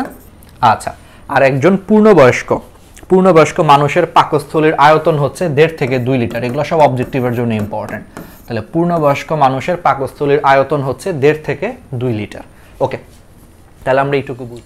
এটা হচ্ছে পাকস্থলী। হ্যাঁ, তো এখন সেই পাকস্থলীটাকে যদি আমরা প্রস্থচ্ছেদ করি, অর্থাৎ এটাকে যদি প্রস্থ বরাবর কেটে ফেলি, তাহলে আমরা এরকম একটা জিনিস পাবো প্রস্থচ্ছেদ করলে। এখন প্রস্থচ্ছেদ করার পর সেখান থেকে যদি আমরা কিছু অংশ বের করে মাইক্রোস্কোপের নিচে রাখি, ধরো প্রস্থচ্ছেদ করে আমরা এইটুকু অংশকে হচ্ছে কেটে মাইক্রোস্কোপের নিচে যদি রাখি, তাহলে পাকস্থলীতে হচ্ছে আমরা 5টা স্তর দেখতে পাবো। কয়টা স্তর দেখতে পাবো? 5টা স্তর বা 5টা লেয়ার দেখতে পাবো। কি কি দেখতে পাবো? তাহলে সেটা এখন আমরা একটু দেখার চেষ্টা করি। তাহলে প্রস্থচ্ছেদ করার পর সেটাকে মাইক্রোস্কোপের নিচে নিয়ে দেখলে আমরা সেটাকে 5টা লেয়ারে বা 5টা স্তরে হচ্ছে বিভক্ত অবস্থায় দেখতে পারবো। সেই স্তরগুলা হচ্ছে যদি আমরা একবারে ভিতর থেকে বাইরে যাই, অর্থাৎ পাকস্থলীর যে দেয়ালটা আছে সেই দেয়ালটার ধরো আমরা যদি ভিতর থেকে বাইরে যাই, তাহলে সবার ভিতরে আমরা দেখতে পাবো হচ্ছে মিউকোসা। তাহলে সবার ভিতরের স্তরটার নাম হচ্ছে মিউকোসা। এরপর আমরা যে স্তরটা দেখতে পাবো সেই স্তরটার নাম হচ্ছে মাস্কিউলারিস মিউকোসা। মাস্কিউলারিস মিউকোসা। এরপর আমরা যে স্তরটা দেখতে পাবো সেটা হচ্ছে মিউকোসার নিচে, এই জন্য সেই স্তরটার নাম হচ্ছে সাব মিউকোসা। তাহলে 3 নম্বর স্তরটার নাম হচ্ছে সাব মিউকোসা। এরপরে হচ্ছে যে আমরা পেশি স্তর দেখতে পাবো, অর্থাৎ এই দুইটা মিলে আসলে স্তর হচ্ছে একটা, সেটা হচ্ছে পেশি স্তর দেখতে পাবো। আর সবচেয়ে বাইরের স্তরটা হচ্ছে সেরোসা। তাহলে আবার বলি, পাকস্থলীকে প্রস্থচ্ছেদ করে যদি আমরা মাইক্রোস্কোপের নিচে রাখি, তাহলে আমরা হচ্ছে পর্যায়ক্রমিকভাবে 5টা স্তরে বিভক্ত অবস্থায় দেখতে পাবো। সবচেয়ে ভিতরেরটা হচ্ছে মিউকোসা, এর পরেরটা হচ্ছে, মানে আমি ভিতর থেকে বাইরে যাচ্ছি, তাহলে সবচেয়ে ভিতরে মিউকোসা, তারপরে মাস্কিউলারিস মিউকোসা, তারপরে হচ্ছে মিউকোসার নিচে দেখে এটার নাম হচ্ছে সাব মিউকোসা। এরপরে হচ্ছে পেশি স্তর। পেশি স্তরের মধ্যে আবার 2টা অংশ আছে, অনুদৈর্ঘ্য পেশি স্তর, মানে কিছু কিছু পেশি হচ্ছে তোমার লম্বা লম্বা পেশি স্তর, আর কিছু আছে হচ্ছে তোমার বৃত্তাকার পেশি স্তর। তো এটা হচ্ছে একটাই পেশি স্তর, আর সবচেয়ে বাইরের স্তরটা হচ্ছে সেরোসা। তাহলে টোটাল এই 5টা স্তরে বিভক্ত অবস্থায় দেখতে পাবো। এখন এখানে একটা কাহিনী আছে, আজমল স্যারের বইয়ে এখানে বলা হয়েছে স্তর আসলে হচ্ছে 5টা, কিন্তু তোমরা যখন মেডিকেলে পড়বা, মেডিকেলের বইয়ে আসলে স্তর বলা আছে 4টা। তার মানে আজমল স্যারের বইয়ে অ্যাকচুয়ালি ভুল আছে, বাট ওই যে দিন শেষে আসলে হচ্ছে যে প্রশ্ন আসে তো আজমল স্যারের বই থেকেই, এই জন্য তোমরা আজমল স্যারের বই অনুযায়ী 5টা স্তরে বিভক্ত সেটাই লিখবা। আর মেডিকেলের বইয়ে কি আছে? মেডিকেলের বইয়ে খালি মনে রাখবা এই মিউকোসা আর মাস্কিউলারিস মিউকোসা এই দুইটা আলাদা না, এই দুইটা আসলে একটাই। এটা হচ্ছে মিউকোসাই, বুঝছো? মিউকোসারই একটা পার্ট হচ্ছে মাস্কিউলারিস মিউকোসা, এটা আলাদা কোনো স্তর না, কিন্তু আজমল স্যারের বই এটাকে আলাদা দেখাইছে, এই জন্য স্তর হচ্ছে 5টা। ঠিক আছে, ওকে। আচ্ছা, এবার আসা হচ্ছে পেশি স্তর। তাহলে সেই পেশি স্তরের মধ্যে হচ্ছে যে আবার আমরা দুই ধরনের পেশি স্তর দেখতে পাচ্ছি, একটা হচ্ছে অনুদৈর্ঘ্য লম্বালম্বি, আর একটা হচ্ছে বৃত্তাকার। ঠিক আছে, এর মধ্যে হচ্ছে তোমার ভিতরের দিকে হচ্ছে তোমার বৃত্তাকার পেশি স্তর থাকে, আর বাইরের দিকে হচ্ছে তোমার অনুদৈর্ঘ্য পেশি স্তর থাকে। অবজেক্টিভের জন্য ইম্পর্টেন্ট। তাহলে ভিতরে হচ্ছে গোল্লা থাকে, গোল্লা হচ্ছে ভিতরে, বুঝতেই পারতেছো। তাহলে ভিতরের দিকে হচ্ছে বৃত্তাকার পেশি স্তর, আর বাইরের দিকে হচ্ছে অনুদৈর্ঘ্য পেশি স্তর হচ্ছে অবস্থান করে। ওকে, তাহলে এই 5টা স্তরে হচ্ছে বিভক্ত। এখন সবচেয়ে ভিতরের যে স্তরটা, যেটাকে আমরা মিউকোসা বলতেছি, সেই মিউকোসাতে দেখবা যে অনেকগুলা আঙ্গুলের মতো অভিক্ষেপ থাকে। এই যে দেখো অনেকগুলা হচ্ছে আঙ্গুলের মতো বা ইংরেজি ওয়াই আকৃতির মতো। কিসের মতো? ইংরেজি ওয়াই আকৃতির মতো অনেকগুলা অভিক্ষেপ থাকে। এটারে তোমার বলা হয় রুগী। খুবই ইম্পর্টেন্ট। তাহলে রুগী কোথায় পাওয়া যায়? কেউ বলো না যে রুগী হাসপাতালে পাওয়া যায়, এই রুগী ওই রুগী না। তাহলে রুগী কোথায় পাওয়া যায়? পাকস্থলীর মিউকোসাতে হচ্ছে আঙ্গুলের মতো বা ইংরেজি ওয়াই আকৃতির মতো কিছু অভিক্ষেপ থাকে, কিছু বাড়তি বা কিছু বর্ধিত অংশ থাকে, এটারে হচ্ছে রুগী বলে। এই রুগী হচ্ছে পাকস্থলীর মিউকোসাতে পাওয়া যায়, দেখতে হচ্ছে ইংরেজি ওয়াই আকৃতির মতো। খুবই ইম্পর্টেন্ট। এখন এই রুগীর ভিতরে আবার কিছু কিছু জিনিস হচ্ছে তোমার গর্তের মতো ভিতরের দিকে ঢুকে গেছে। তোমরা যদি এই ছবিটা খেয়াল করো, এই ছবিতে ভালো দেখা যাচ্ছে না, তারপরও বুঝাই। এই যে এটা একটা রুগী, দেখো এটা একটা রুগী। দেখো রুগীগুলো আবার অনেক সময় ভিতরের দিকে ঢুকে একটা গর্ত তৈরি করছে। এই গর্তগুলোরে তোমার বলা হয় পিট। মেডিকেলে সবসময় মনে রাখবা, গর্ত মানে হচ্ছে পিট। তাহলে এগুলা পাকস্থলীর গর্ত, এই জন্য এই গর্তগুলোর নাম হচ্ছে গ্যাস্ট্রিক পিট। তাহলে ওয়াই আকৃতির হচ্ছে রুগী পাওয়া যায়, আবার সেই রুগীগুলা হচ্ছে কিছু কিছু রুগী হচ্ছে ভিতরের দিকে ঢুকে গেছে, ভিতরের দিকে ঢুকে তারা একটা গর্ত তৈরি করছে। মেডিকেলে হচ্ছে গর্ত মানে হচ্ছে পিট, তাহলে এগুলো পাকস্থলীতে, এই জন্য এটার নাম হচ্ছে গ্যাস্ট্রিক পিট পাওয়া যায়। এখন এই গ্যাস্ট্রিক পিটের ভিতরেই তোমার কি বাস করে? গ্যাস্ট্রিক গ্রন্থি বাস করে। তাহলে বুঝতে পারছো? তাহলে গ্যাস্ট্রিক পিটের ভিতরে হচ্ছে আবার গ্যাস্ট্রিক গ্রন্থি বাস করতেছে। এই জিনিসটা আমরা আরেকটু সুন্দর করে দেখি, তাহলে বুঝতে পারবো। ওকে, এই যে দেখো, তাহলে এই যে এটা হচ্ছে আমাদের পাকস্থলীর হচ্ছে এই যে এইটুকু পার্ট হচ্ছে মিউকোসা। তাহলে মিউকোসাতে হচ্ছে রুগী পাওয়া যায়, আবার সেই রুগীগুলা দেখো, রুগীর মাঝখানে দেখো কিছু অংশ হচ্ছে ভিতরের দিকে ঢুকে গর্ত তৈরি করছে। তো মেডিকেলে গর্ত ইংলিশ হচ্ছে পিট, তাহলে এগুলোরে বলা হয় গ্যাস্ট্রিক পিট। এই গ্যাস্ট্রিক পিটের ভিতরে যে দেখো একটা গ্যাস্ট্রিক পিট বড় করে দেখাইছে, সেই গ্যাস্ট্রিক পিটের ভিতরে এই যে গর্ত, সেই গ্যাস্ট্রিক পিটের ভিতরে হচ্ছে তোমার গ্যাস্ট্রিক গ্রন্থি অবস্থান করে। ঠিক আছে, গ্যাস্ট্রিক গ্রন্থি অবস্থান করে, এবং সেই গ্যাস্ট্রিক গ্রন্থি হচ্ছে 4 ধরনের কোষ নিয়ে গঠিত। আর এই কোষগুলো হচ্ছে বিভিন্ন ধরনের রসক্ষরণ করে। গ্রন্থি মানেই তারা হচ্ছে রসক্ষরণ করবে। ঠিক আছে, ওকে। তাহলে গ্যাস্ট্রিক পিট, এবং সেই গ্যাস্ট্রিক পিটের ভিতরে গ্যাস্ট্রিক গ্রন্থি আছে। এখন এই গ্যাস্ট্রিক পিট পাকস্থলীর মিউকোসাতে বা রুগীতে কয়টা গ্যাস্ট্রিক পিট থাকে? অবজেক্টিভের জন্য ইম্পর্টেন্ট, 3.5 মিলিয়ন। 3.5 মিলিয়ন হচ্ছে তোমার গ্যাস্ট্রিক পিট হচ্ছে, বা এরকম গর্ত পাওয়া যায় পাকস্থলীর মিউকোসাতে, যেখানে হচ্ছে গ্যাস্ট্রিক গ্রন্থি অবস্থান করে।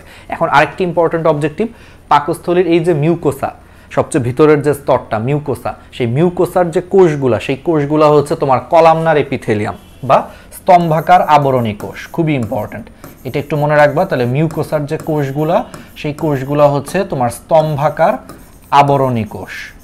স্তম্ভাকার আবরণী কোষ বা ইংলিশে তোমার বলা হয় কলামনার, মানে কলামের মতো দেখতে, কলামনার এপিথেলিয়াম কোষ।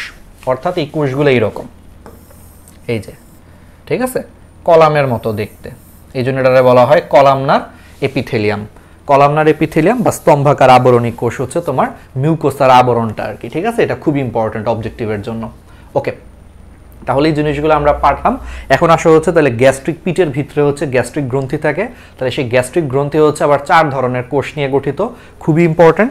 তাহলে সেই 4 ধরনের কোষটা তোমরা মনে রাখবা হচ্ছে মজ আ দিয়ে। কি দিয়ে মনে রাখবা? মজ আ। দেখো, মজা না কিন্তু, মজ আ। মজ আ। মতে হচ্ছে মিউকাস কোষ, মতে মিউকাস কোষ। জতে হচ্ছে জাইমোজেনিক কোষ, বের আরেকটা নাম হচ্ছে তোমার চিফ কোষ। তাহলে জতে হচ্ছে জাইমোজেনিক কোষ বা চিফ কোষ। আতে হচ্ছে দুইটা, একটা হচ্ছে আর্জেন্টা ফিন কোষ বা আর্জেন্টা ফাইন কোষ, আর আরেকটা আতে হচ্ছে অক্সেন্টিক কোষ। একই কথাই, অক্সেন্টিক কোষ, বের আরেকটা নাম হচ্ছে প্যারাইটাল কোষ। তাহলে মনে রাখবা মজ আ দিয়ে, মতে হচ্ছে মিউকাস কোষ, জতে হচ্ছে জাইমোজেনিক কোষ, এর আরেকটা নাম হচ্ছে চিফ কোষ, আতে হচ্ছে আর্জেন্টা ফিন কোষ, আর আরেকটা আতে হচ্ছে অক্সেন্টিক কোষ বা প্যারাইটাল কোষ। এখন কোন কোষ কি ক্ষরণ করে? খুবই ইম্পর্টেন্ট ভাই, খুবই ইম্পর্টেন্ট মেডিকেলের জন্য, ভার্সিটির জন্য, 10 স্টার। তাহলে কি কি ক্ষরণ করে? তাহলে দেখো অক্সিনটিক কোষ বা প্যারাইটাল কোষ এখান থেকে হচ্ছে হাইড্রোক্লোরিক অ্যাসিড ক্ষরণ হয়। তাহলে অক্সিনটিক কোষ বা প্যারাইটাল কোষ হচ্ছে হাইড্রোক্লোরিক অ্যাসিড ক্ষরণ করে। মিউকাস কোষ বুঝতেই পারতেছো তারা হচ্ছে পিচ্ছিল মিউকাস ক্ষরণ করে। আর্জেন্টাফিন কোষ থেকে হচ্ছে গ্যাস্ট্রিক ইন্ট্রিনজিক ফ্যাক্টর তৈরি করে। আচ্ছা এই গ্যাস্ট্রিক ইন্ট্রিনজিক ফ্যাক্টর কি? এই গ্যাস্ট্রিক ইন্ট্রিনজিক ফ্যাক্টর হচ্ছে তোমার ভিটামিন B12 শোষণে সাহায্য করে। এটা একটু পাশে লিখে রাখো। গ্যাস্ট্রিক ইন্ট্রিনজিক ফ্যাক্টর হচ্ছে ভিটামিন B12 শোষণে হচ্ছে সাহায্য করে। তাহলে ভিটামিন B12 বা এর আরেকটা নাম হচ্ছে কোবালামিন। B12 এর আরেকটা নাম হচ্ছে কোবালামিন, উপরে লিখে দিই কোবালামিন। ঠিক আছে, তাহলে কোবালামিন বা ভিটামিন B12 শোষণে হচ্ছে সাহায্য করে গ্যাস্ট্রিক ইন্ট্রিনজিক ফ্যাক্টর। আর লাস্টেরটা হচ্ছে জাইমোজেনিক কোষ বা এটা চিফ কোষ কেন? কারণ এখান থেকে হচ্ছে তোমার পাকস্থলীর মেইন এনজাইম বের হয়, পেপসিনোজেন উৎপন্ন হয়। ঠিক আছে, পাকস্থলীর মেইন এনজাইম হচ্ছে পেপসিন। আর আমরা সবাই জানি যে পেপসিনটা কিন্তু সক্রিয় অবস্থায় বের হয় না, পেপসিন কিন্তু নিষ্ক্রিয় অবস্থায় পেপসিনোজেন আকারে বের হয়। তো পাকস্থলীর মেইন এনজাইম বের হয় বলে এটার নাম হচ্ছে চিফ কোষ। চিফ মানে হচ্ছে মেইন। তাহলে জাইমোজেনিক কোষ, আবার এখান থেকে পাকস্থলীর মেইন এনজাইম পেপসিনোজেন উৎপন্ন হচ্ছে বলে এটাকে চিফ কোষও বলা হয়। ঠিক আছে, ওকে। তাহলে চারটার কাজ খুবই ইম্পর্টেন্ট, আমরা পড়ে ফেলছি। এখন আসা হচ্ছে গ্যাস্ট্রিক গ্রন্থি থেকে যেই রসক্ষরণ হয়, এই চারটা কোষ থেকে যেই রসক্ষরণ হয় সেগুলোকে সম্মিলিতভাবে হচ্ছে গ্যাস্ট্রিক জুস বলে। তাহলে গ্যাস্ট্রিক রসকে সম্মিলিতভাবে হচ্ছে গ্যাস্ট্রিক জুস বলে। তাহলে একজন পূর্ণবয়স্ক মানুষ প্রত্যেকদিন হচ্ছে প্রায় 2 লিটার গ্যাস্ট্রিক জুস তৈরি করে। গ্যাস্ট্রিক জুসের উপাদানের মধ্যে হচ্ছে মেইনলি পানি, 99.45% হচ্ছে পানি, এটা একটু ইম্পর্টেন্ট। এর মধ্যে অজৈব পদার্থের মধ্যে হাইড্রোক্লোরিক অ্যাসিড আছে, এটা একটু দেখবা। জৈব পদার্থ অতটা পড়ার দরকার নাই। এবার আসা হচ্ছে এই গ্যাস্ট্রিক জুসের কাজ কি বুঝতেই পারতেছো। গ্যাস্ট্রিক জুসের মধ্যে হচ্ছে হাইড্রোক্লোরিক অ্যাসিড থাকে। সেই হাইড্রোক্লোরিক অ্যাসিড পাকস্থলীর ভিতরে হচ্ছে অম্লীয় পরিবেশ সৃষ্টি করতে সাহায্য করে। তাহলে হাইড্রোক্লোরিক অ্যাসিড হচ্ছে পাকস্থলীর ভিতরে হচ্ছে অম্লীয় পরিবেশ সৃষ্টি করতে হচ্ছে তোমার সহায়তা করে। আবার যদি কোনো কারণে ব্যাকটেরিয়া থাকে সেই ব্যাকটেরিয়াগুলোকে ধ্বংস করে। আর ওই যে নিষ্ক্রিয় যে এনজাইমগুলো বের হয়, একটু আগে বললাম যে পেপসিনোজেন, ডিটেলসে পড়াবো, তো সেই নিষ্ক্রিয় এনজাইমগুলোকে হচ্ছে সক্রিয় করে। আবার হচ্ছে যে পাকস্থলীর প্রাচীরকে, ওই যে মিউকাস যে ক্ষরণ হয়, সেই মিউকাসটা হচ্ছে আবার পাকস্থলীর প্রাচীরকে হচ্ছে সুরক্ষা প্রদান করে। কিছু পরিমাণ বিষাক্ত বস্তু, ভারী ধাতু হাবিজাবি গ্যাস্ট্রিক রসের সঙ্গে হচ্ছে বহিষ্কৃত হয়ে যায়। আর গ্যাস্ট্রিক রসে আবার কিছু এনজাইম থাকে, সেই এনজাইমগুলো হচ্ছে প্রোটিন এবং লিপিড জাতীয় খাদ্য পরিপাকে হচ্ছে সহায়তা করে। ঠিক আছে, এগুলো হচ্ছে গ্যাস্ট্রিক জুস বা গ্যাস্ট্রিক রসের কাজ। আচ্ছা, এখন আসা হচ্ছে এই যে পাকস্থলীর ভিতরে পাকস্থলীর ভিতরে যে পরিপাক হয়, তাহলে সেটা একটু এখন জানতে হবে। মুখ গহ্বরে তো পরিপাক পড়ছি, তাহলে পাকস্থলীর ভিতরে হচ্ছে তোমার ওই যে 2 ধরনের, যান্ত্রিক পরিপাক আর একটা হচ্ছে রাসায়নিক পরিপাক। যান্ত্রিক পরিপাকটা কি হয়? যান্ত্রিক পরিপাকটা হচ্ছে যে পাকস্থলীর ভিতরে যখন খাবারটা আসে, খাবারটাকে পাকস্থলীর প্রাচীরগুলো বিভিন্নভাবে হচ্ছে চাপ দেয়। পাকস্থলীটা একটা থলির মতো, এই থলিটা বিভিন্নভাবে হচ্ছে চাপ দেয়, এদিক সেদিকে চাপ দিয়ে হচ্ছে খাবারগুলোরে আরো পিষে আরো অবস্থা খারাপ করে দেয়। আবার তার উপরে হচ্ছে আবার গ্যাস্ট্রিক জুস ক্ষরণ হয়, সেই গ্যাস্ট্রিক জুসগুলো হচ্ছে আবার পাকস্থলীর সাথে মিশতেছে, খাবারেরগুলোর সাথে মিশতেছে। আবার হচ্ছে যে তোমার সেখানে হাইড্রোক্লোরিক অ্যাসিড কাজ করে। তো সব মিলে হচ্ছে পাকস্থলীর ভিতরে হচ্ছে খাবারের 14টা বাজা যায়। একে তো হচ্ছে দাঁত দিয়ে খাবার খাওয়ার সময় চিবা চুবা অবস্থা খারাপ করে পাঠাইছে, আবার সেই খারাপ অবস্থা করে যে খাবারগুলারে পাঠাইছে সেগুলো পাকস্থলীর ভিতরে যাওয়ার পর পাকস্থলীর প্রাচীরগুলা বিভিন্নভাবে চাপ দিয়ে অবস্থা আরও খারাপ করে দিছে। তার উপরে আবার গ্যাস্ট্রিক জুস ক্ষরণ হয়েছে, তারপর হাইড্রোক্লোরিক অ্যাসিড টেসিড ক্ষরণ হয়ে অবস্থা খুবই খারাপ করে ফেলছে। তাহলে এখানে একটা টার্ম মনে রাখবা, পাকস্থলীর ভিতরে খাবারের যে দশা হয় সেই খাবারের দশাটাকে তোমার বলা হয় কাইম বা পাকমণ্ড। এটা পরীক্ষায় আসে। তাহলে পাকস্থলীর ভিতরে খাবারের যে দশা হয় সেই দশাটাকে তোমার বলা হয় কাইম বা পাকমণ্ড বলা হয়। তাহলে কাইম বা পাকমণ্ড কি? ওই যে খাবারের সাথে হচ্ছে তোমার খাবারটারে পিষে অবস্থা খারাপ করছে, তার সাথে হচ্ছে গ্যাস্ট্রিক জুস তারপরে হাইড্রোক্লোরিক অ্যাসিড মিশে টিশে খাবারের এখন যে অবস্থা হয়েছে সেই অবস্থাটাকে বলা হয় কাইম বা পাকমণ্ড। এটা হচ্ছে পাকস্থলীতে। আর ওই যে মুখ গহ্বরে পরিপাক পড়াইছি না, সেখানে একটা জিনিস একটু বলতে ভুলে গেছি, সেটা হলো যে মুখ গহ্বরে খাদ্যবস্তুর যখন পিষে টিষে অবস্থা খারাপ করে ফেলে তখন সেটারে বলা হয় খাদ্যমণ্ড। তখন সেটারে বলা হয় খাদ্যমণ্ড বা ইংলিশে বলা হয় বোলাস। তাহলে এই দুইটা টার্ম পরে রাখো আসে। তাহলে মুখ গহ্বরে খাদ্যবস্তুর যান্ত্রিক পরিপাকের পরে তাকে আমরা হচ্ছে যে খাদ্যমণ্ড বা বোলাস বলতেছি, আর পাকস্থলীতে হচ্ছে যান্ত্রিক পরিপাকের পরে তাকে আমরা হচ্ছে কাইম বা পাকমণ্ড বলতেছি। ঠিক আছে, এই দুইটা টার্ম খুব ইম্পর্টেন্ট। আচ্ছা, তো এখন চলে আসো পাকস্থলিতে হচ্ছে যে আসি, তাহলে পাকস্থলিতে হচ্ছে যে গ্যাস্ট্রিক জুস ক্ষরণ হয়েছে। এখন পাকস্থলিতে হচ্ছে তোমার শর্করা জাতীয় খাদ্যের কোনো পরিপাক হয় না। একটা মজার জিনিস খেয়াল করো যে মুখ গহ্বরে শর্করা জাতীয় খাদ্যের পরিপাক হচ্ছে, প্রোটিন বা চর্বির কোনো পরিপাক হয় না। আর পাকস্থলী হচ্ছে ঠিক উল্টা, পাকস্থলীতে শর্করার কোনো পরিপাক হয় না, এখানে হচ্ছে তোমার মেইনলি আমিষ আর হচ্ছে সামান্য পরিমাণে চর্বি জাতীয় খাদ্যের পরিপাক হচ্ছে। আচ্ছা, পাকস্থলীতে ফার্স্টে আসো হচ্ছে এখানে এনজাইম থাকে, আমি একটু দেখাই তাহলে বুঝতে পারবে, একটু অন্য কালিতে একটু দেখাই। পাকস্থলীতে প্রথমে ওই যে জাইমোজেনিক কোষ বা চিফ যে কোষ, সেই চিফ কোষ থেকে হচ্ছে তোমার পেপসিনোজেন এনজাইম ক্ষরণ হয়, এটা হচ্ছে নিষ্ক্রিয়। এই পেপসিনোজেনটা হচ্ছে নিষ্ক্রিয় অবস্থায় থাকে। তো ফার্স্টে এর উপর হচ্ছে নিষ্ক্রিয় অবস্থায় থাকে, তো ফার্স্টে এর উপর হচ্ছে হাইড্রোক্লোরিক অ্যাসিড কাজ করে। হাইড্রোক্লোরিক অ্যাসিড কাজ করে পেপসিনোজেন এনজাইমকে সক্রিয় পেপসিনে কনভার্ট করে। তাহলে পেপসিনোজেন নিষ্ক্রিয় অবস্থায় থাকে, এর উপর হাইড্রোক্লোরিক অ্যাসিড কাজ করে একে হচ্ছে সক্রিয় পেপসিনে কনভার্ট করে। আবার পাকস্থলীতে আরেকটা এনজাইম থাকে হচ্ছে প্রোরেনিন। প্রোরেনিন এটাও হচ্ছে নিষ্ক্রিয়, এটাও নিষ্ক্রিয়। সেমভাবে হচ্ছে এর উপর হাইড্রোক্লোরিক অ্যাসিড কাজ করে এটাকে সক্রিয় রেনিনে কনভার্ট করে। এই দুইটা জিনিস মনে রাখবা। তাহলে প্রোরেনিনকে হচ্ছে HCl হচ্ছে সক্রিয় রেনিনে কনভার্ট করতেছে, আর পেপসিনোজেনকে হচ্ছে পেপসিনে কনভার্ট করতেছে। তো কনভার্ট করার পর এরা হচ্ছে অ্যাক্টিভেট হয়েছে, অ্যাক্টিভেট হয়ে এখন এরা খাদ্যের উপর কাজ করবে। খাদ্যের উপর কাজ করে এই পেপসিনটা কি করবে, পেপসিন হচ্ছে প্রোটিনের উপর কাজ করে, প্রোটিনের উপর কাজ করে এটাকে প্রোটিওজ এবং পেপটোনে কনভার্ট করবে, পেপটোন। তাহলে পেপসিন প্রোটিনের উপর কাজ করে এটাকে হচ্ছে প্রোটিওজ এবং পেপটোনে হচ্ছে কনভার্ট করবে। তারপরে আসা হচ্ছে রেনিন। রেনিন হচ্ছে এটা দুধের আমিষ আছে একটা, দুধের আমিষকে তোমার বলা হয় ক্যাজিন বা কেসিন বলা হয়। তাহলে খুবই ইম্পর্টেন্ট, এটা অবজেক্টিভের জন্য খুবই ইম্পর্টেন্ট, 5 স্টার। যে রেনিন, এই রেনিনটা হচ্ছে দুধের যে আমিষটা আছে যেটাকে আমরা কেসিন বলি, সেই দুধের আমিষের উপরে কাজ করে সেই কেসিনকে প্যারাকেসিনে কনভার্ট করে। কেসিনকে কিসে কনভার্ট করে ভাই? প্যারাকেসিনে কনভার্ট করে। খুবই ইম্পর্টেন্ট, এটা খুব ইম্পর্টেন্ট, 5 স্টার। আর পাকস্থলীতে আরেক ধরনের হচ্ছে তোমার প্রোটিন বিশ্লেষী এনজাইম আছে, জিলোটিনেজ বা জিলেটিনেজ এনজাইম। সেই জিলেটিনেজ এনজাইম জিলেটিন নামে একটা খাবারের উপরে কাজ করে, এটারে হচ্ছে পেপটোন এবং পলিপেপটাইডে কনভার্ট করে। জাস্ট মনে রাখবে এর মধ্যে পেপসিনটা আর রেনিনটা বেশি ইম্পর্টেন্ট। তাহলে পেপসিন কি করতেছে? প্রোটিনকে হচ্ছে প্রোটিওজ এবং পেপটোনে কনভার্ট করতেছে। আর রেনিনটা হচ্ছে দুধের আমিষ আছে একটা, তার নাম কি? কেজিন, খুব ইম্পর্টেন্ট। সেই কেজিনকে প্যারাকেজিনে কনভার্ট করে।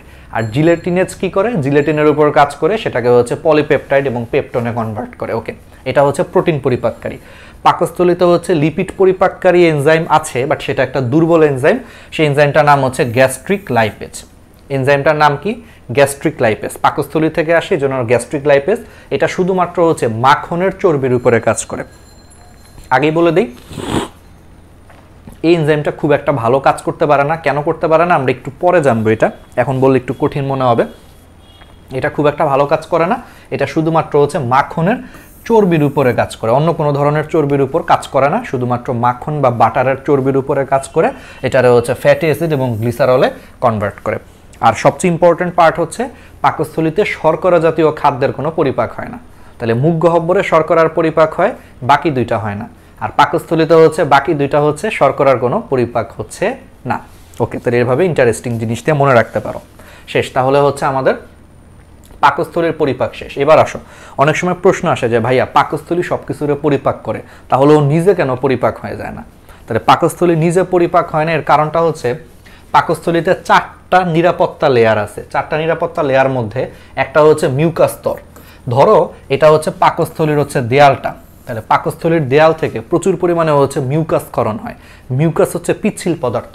তো এই পিচ্ছিল পদার্থগুলো দেয়ালের গায়ে লেগে থাকার কারণে পাকস্থলী থেকে যে হাইড্রোক্লোরিক অ্যাসিড বের হয়, সেই অ্যাসিডটা হচ্ছে দেয়ালের কোনো ক্ষতি করতে পারে না। কারণ চিন্তা করো, দেয়ালের গায়ে হচ্ছে পিচ্ছিল পদার্থ লাগানো আছে, এই পিচ্ছিল পদার্থ লেগে থাকার কারণে হচ্ছে দেয়ালের কোনো ক্ষতি করতে পারে না। তাহলে এটা হচ্ছে প্রথম কথা, মিউকাস স্তর থাকে। দ্বিতীয়টা হচ্ছে পাকস্থলীর যে মেইন এনজাইমগুলো সেগুলো কিন্তু নিষ্ক্রিয় অবস্থায় বের হয়।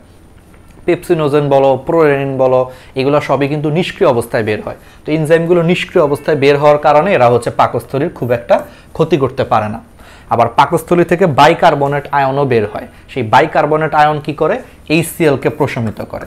HCl-কে প্রশমিত করে, ফলে HCl-টা পাকস্থলীর খুব একটা ক্ষতি করতে পারে না।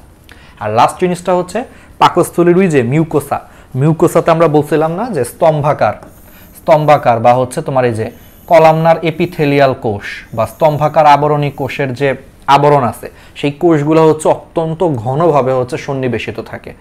অত্যন্ত ঘনভাবে থাকার কারণে এদের মাঝখানে কোনো গ্যাপ থাকে না, আর মাঝখানে কোনো গ্যাপ না থাকার কারণে এদেরকে বাইরে থেকে কেউ আক্রমণ করতে পারে না, তাই না? মানে আবরণগুলো হচ্ছে অত্যন্ত ঘনভাবে সজ্জিত।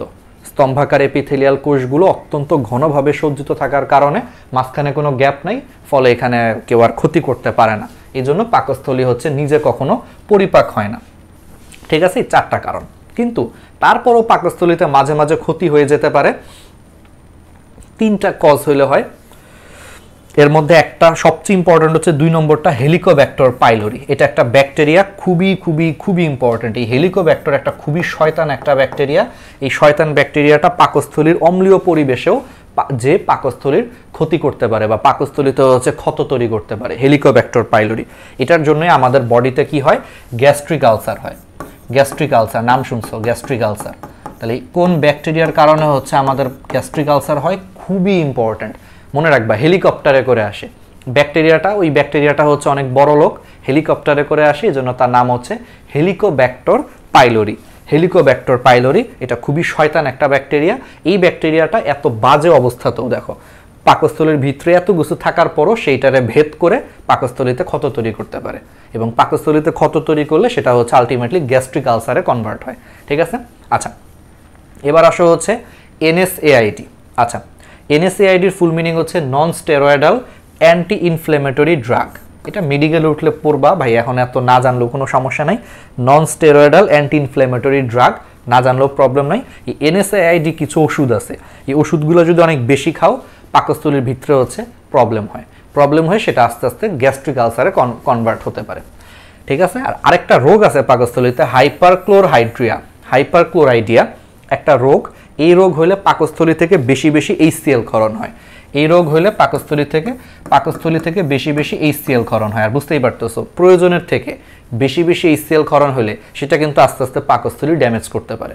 কারণ নর্মাল HCl যখন বের হয় তখন এটা অত ক্ষতি করে না, কিন্তু যদি কোনো কারণে অনেক বেশি HCl বের হয় পাকস্থলী থেকে তখন কিন্তু সেটা পাকস্থলীর ক্ষতি করতে পারে। তো এটাই হয় হচ্ছে হাইপারক্লোরাইডিয়া নামক রোগে বেশি বেশি করে পাকস্থলী হাইপার থাকে, বেশি বেশি করে HCl ক্ষরণ করে, ফলে পাকস্থলীর ক্ষত হইতে পারে এই 3 কারণে। ঠিক আছে, এবং ক্ষত হইলে এটা আলটিমেটলি গ্যাস্ট্রিক আলসারে কনভার্ট হয়ে যায়। ওকে, তাহলে আমরা এই জিনিসগুলো হচ্ছে পারবো, খুব ইম্পর্টেন্ট ছিল। আচ্ছা, এগুলো যদি আমরা আলটিমেটলি যদি পারি, এখন আসো আমরা আবার একটু মনে করায় দিই। তোমরা অবশ্যই কিন্তু হচ্ছে গ্রুপে কি করবা? নোট জমা দিবা। ঠিক আছে, ডিএমসি স্টেশন আমাদের অফিসিয়াল ফেসবুক গ্রুপ, অবশ্যই তোমরা হচ্ছে যে এই গ্রুপটাতে হচ্ছে নোট জমা দিবা। গ্রুপের নোট জমা দিলে আলটিমেটলি সেখান থেকে হচ্ছে যে টপ 15 জনকে আমি আমার পার্সোনাল মেন্টরিংয়ের আওতায় নিয়ে আসবো। পার্সোনাল মেন্টরিংয়ের আওতায় আনলে তুমি এখন এইচএসসির প্রিপারেশন কীভাবে নিবা, অ্যাডমিশনে কী করবা, পড়ার মাঝখানে হতাশ হয়ে গেলে ভাইয়া কী করা উচিত, সব ধরনের তুমি গাইডলাইন পাবা আমার কাছ থেকে রেগুলার।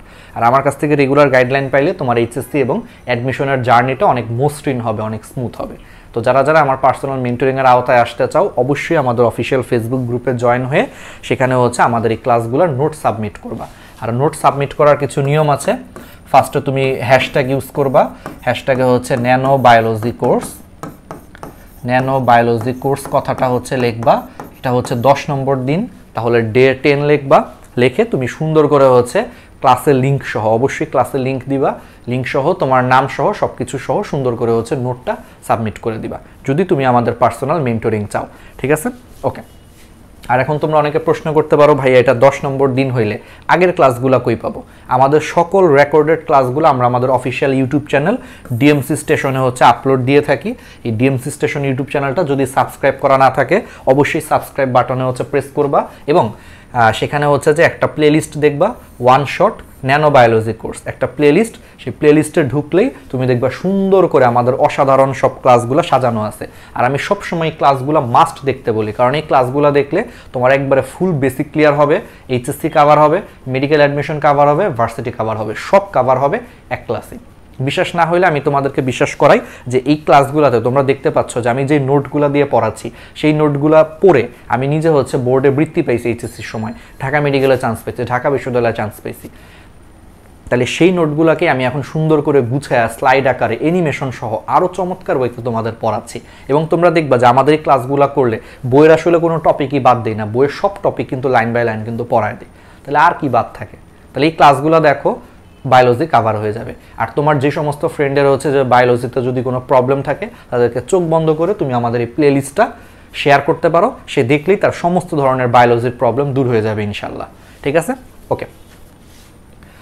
তো এবার আসো হচ্ছে আমাদের সকল লাইভ, যারা যারা লাইভে ক্লাস করতে চাও সবসময় হচ্ছে আমাদের গ্র্যাভিটি মেডিটেশন, এটা আমাদের অফিসিয়াল ফেসবুক পেজটা সবসময় ফলো দিয়ে রাখবা, সবসময় নোটিফিকেশন অন করে রাখবা, পেজের অল নোটিফিকেশন অন করে রাখবা, তাহলে সেখানে হচ্ছে যে তোমরা আলটিমেটলি আমাদের এই ক্লাসগুলো দেখতে পাবা। ঠিক আছে, তাহলে এই জিনিসটা একটু খেয়াল রাখো। এরপরে চলে আসো, ও আর আরেকটা জিনিস তোমাদেরকে একটু বলে দিই, সেটা হচ্ছে যে আমাদের আমাদের 3 ধরনের হচ্ছে যে তোমার কোর্স রান আছে। ঠিক আছে, একটা হচ্ছে প্রয়াস 2.0, এটা হচ্ছে এইচএসসি 22 এবং এইচএসসি 21 ব্যাচের হচ্ছে যে সেকেন্ড টাইমারদের জন্য প্রয়াস 2.0। তো এই কোর্সটা হচ্ছে যে অবশ্যই হচ্ছে যে তোমরা কোর্সটা হচ্ছে এনরোল করতে পারো। এটা এইচএসসি 22 এবং 21-এর সেকেন্ড টাইমারদের জন্য খুবই কার্যকরী কোর্স হবে। আর এইচএসসি 23 ব্যাচের জন্য হচ্ছে তোমার একটা একাডেমিক বায়োলজি কোর্স লঞ্চ হচ্ছে, শুভ্রতা। এই কোর্সটা অবশ্যই তোমরা হচ্ছে মানে কোর্সটা পারচেস করবা, তাহলে তোমাদের জন্য অনেক কার্যকর হবে। আর এইচএসসি 23 ব্যাচের সামনে আরেকটা কোর্স আসবে, একাডেমিক কেমিস্ট্রি কোর্স, এটার নাম হচ্ছে সংকেত 1.0। অবশ্যই তোমরা এনরোল করতে পারো। কোর্সগুলোর লিঙ্ক হচ্ছে ডেসক্রিপশনে দেওয়া আছে, চেক করবা। এবার আসো হচ্ছে যকৃৎ। তো দেখো একটা যকৃৎ হচ্ছে ড্যান্স করতেছে। ঠিক আছে, তো তোমরা একটু খেয়াল করো। তাহলে যকৃৎ হচ্ছে তোমার কোথায় অবস্থান করে? মানুষের উদর গহ্বরে। ঠিক আছে, আমাদের এই যে মনে করো যে উদর, ঠিক আছে, পেটটা, উদর গহ্বরে আমাদের ডায়াফ্রামের ঠিক নিচে ডান দিকে হচ্ছে যকৃৎ অবস্থান করে। আমরা সবাই জানি যে আমাদের বক্ষ গহ্বর আর উদর গহ্বরের মাঝখানে হচ্ছে ডায়াফ্রাম। ঠিক আছে, তাহলে ডায়াফ্রামের ঠিক নিচে উদর গহ্বরে ডান দিকে হচ্ছে যকৃৎ অবস্থান করে। তাহলে উদর গহ্বরের উপরিভাগে ডান দিকে হচ্ছে ডায়াফ্রামের ঠিক নিচে হচ্ছে যকৃৎ অবস্থান করে। যকৃৎ হচ্ছে তোমার মানব দেহের সবচেয়ে বড় এবং সবচেয়ে গুরুত্বপূর্ণ গ্রন্থি। এটা অবজেক্টিভের জন্য ইম্পর্টেন্ট যে মানব দেহের সবচেয়ে বড় গ্রন্থি হচ্ছে যকৃৎ। যকৃতে হচ্ছে তোমার দেহের প্রয়োজনীয় বিভিন্ন রাসায়নিক বিক্রিয়া টিক্রিয়া, হাজার হাজার রাসায়নিক বিক্রিয়া টিক্রিয়া হয়। এই কারণে যকৃৎকে হচ্ছে দেহের জৈব রসায়নাগার বলা হয়। বাইরে আরেকটা নাম আছে, এটাকে কর্মমুখী পোতাশ্রয় বলা হয়। কর্মমুখী পোতাশ্রয় মানে এখানে জীবনের প্রয়োজনীয় বিভিন্ন রাসায়নিক ক্রিয়া বিক্রিয়া সবকিছু সংগঠিত হয় বলে এটাকে জৈব রসায়নাগার বা কর্মমুখী পোতাশ্রয় বলা হয়। আচ্ছা, একজন প্রাপ্তবয়স্ক পুরুষ মানুষের হচ্ছে যকৃতের ওজন হচ্ছে 1.5 থেকে 2 কেজি। ঠিক আছে, আর দেহের টোটাল ওজনের হচ্ছে 3 থেকে 5% হচ্ছে তোমার যকৃৎ আর কি। আচ্ছা, যকৃতের হচ্ছে তোমার 4টা খণ্ড আছে, আমি একটু পরে পড়াচ্ছি, ডান, বাম, কোয়াড্রেট এবং কডেট। এই 4টা খণ্ড নিয়ে হচ্ছে তোমার যকৃৎ গঠিত। এদের মধ্যে হচ্ছে ডান খণ্ডটা সবচেয়ে বড়। এটা আমাদের সময় মেডিকেলের প্রশ্ন, যকৃতের কোন খণ্ডটা সবচেয়ে বড়? অ্যান্সার হচ্ছে ডান খণ্ড। তাহলে ডান, বাম, কোয়াড্রেট, কডেটের মধ্যে ডানটা হচ্ছে সবচেয়ে বড় খণ্ড। আচ্ছা, এখন যকৃতের প্রত্যেকটা খণ্ড হচ্ছে অনেকগুলো বহুভুজাকার কোষ দ্বারা গঠিত। আবার প্রত্যেকটা খণ্ডের মধ্যে হচ্ছে অনেকগুলো হচ্ছে অনুখণ্ড থাকে বা লোবিউল থাকে। আমরা এগুলো একটু দেখার চেষ্টা করি। ঠিক আছে, এই জিনিসগুলো আমরা একটু দেখি, তাহলে বুঝতে পারবো। আগে একটু দেখি, ফিল করি। এগুলো এখন এখানে বললে একটু কঠিন মনে হবে। আসো, এই যে দেখো যকৃতের হচ্ছে তোমার 4টা যে খণ্ড আছে। ঠিক আছে, এই 4টা খণ্ডের মধ্যে দেখো এইটুকু হচ্ছে তোমার ডান খণ্ড, এই যে এইটুকু হচ্ছে ডান বা রাইট খণ্ড।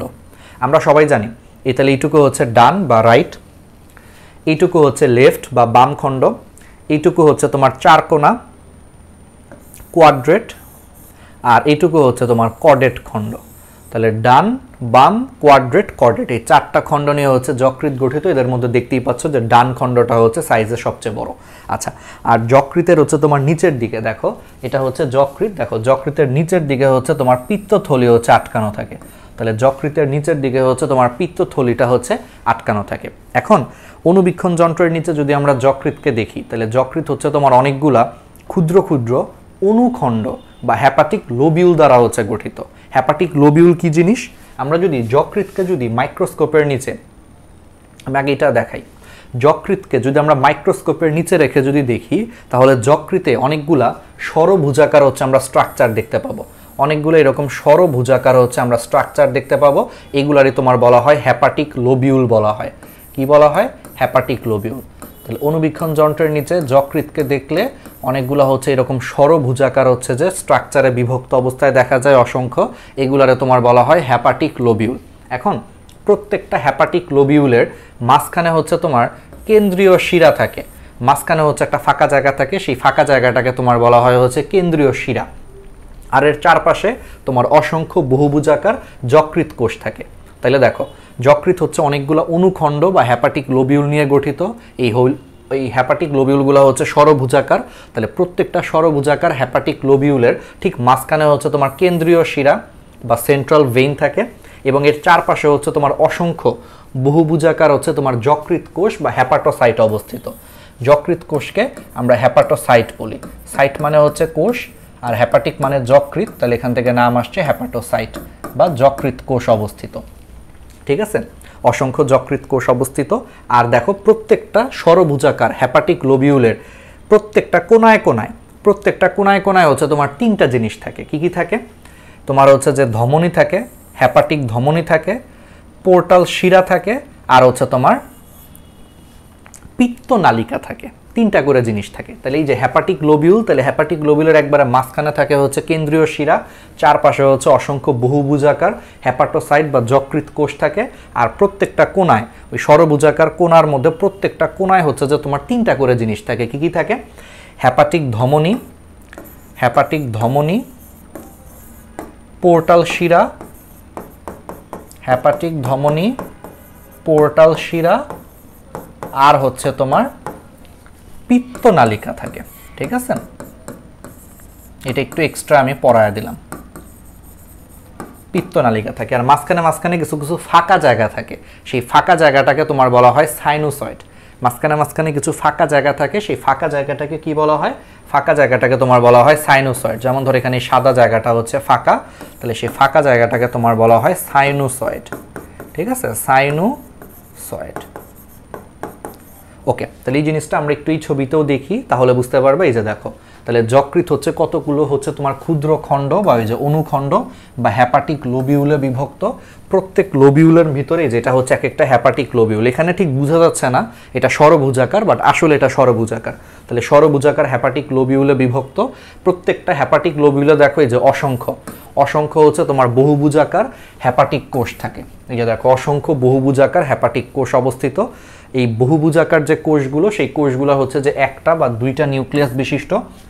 এখন এই লোবিউলের মাঝখানে হচ্ছে কিছু ফাঁকা জায়গা আছে। যে দেখো, ফাঁকা জায়গা আছে, সেই ফাঁকা জায়গাটাকে হচ্ছে সাইনোসয়েড বলে। আর প্রত্যেকটা লোবিউলের এই যে কেন্দ্রে হচ্ছে একটা শিরা থাকে, এটাকে তোমার বলা হয় কেন্দ্রীয় শিরা।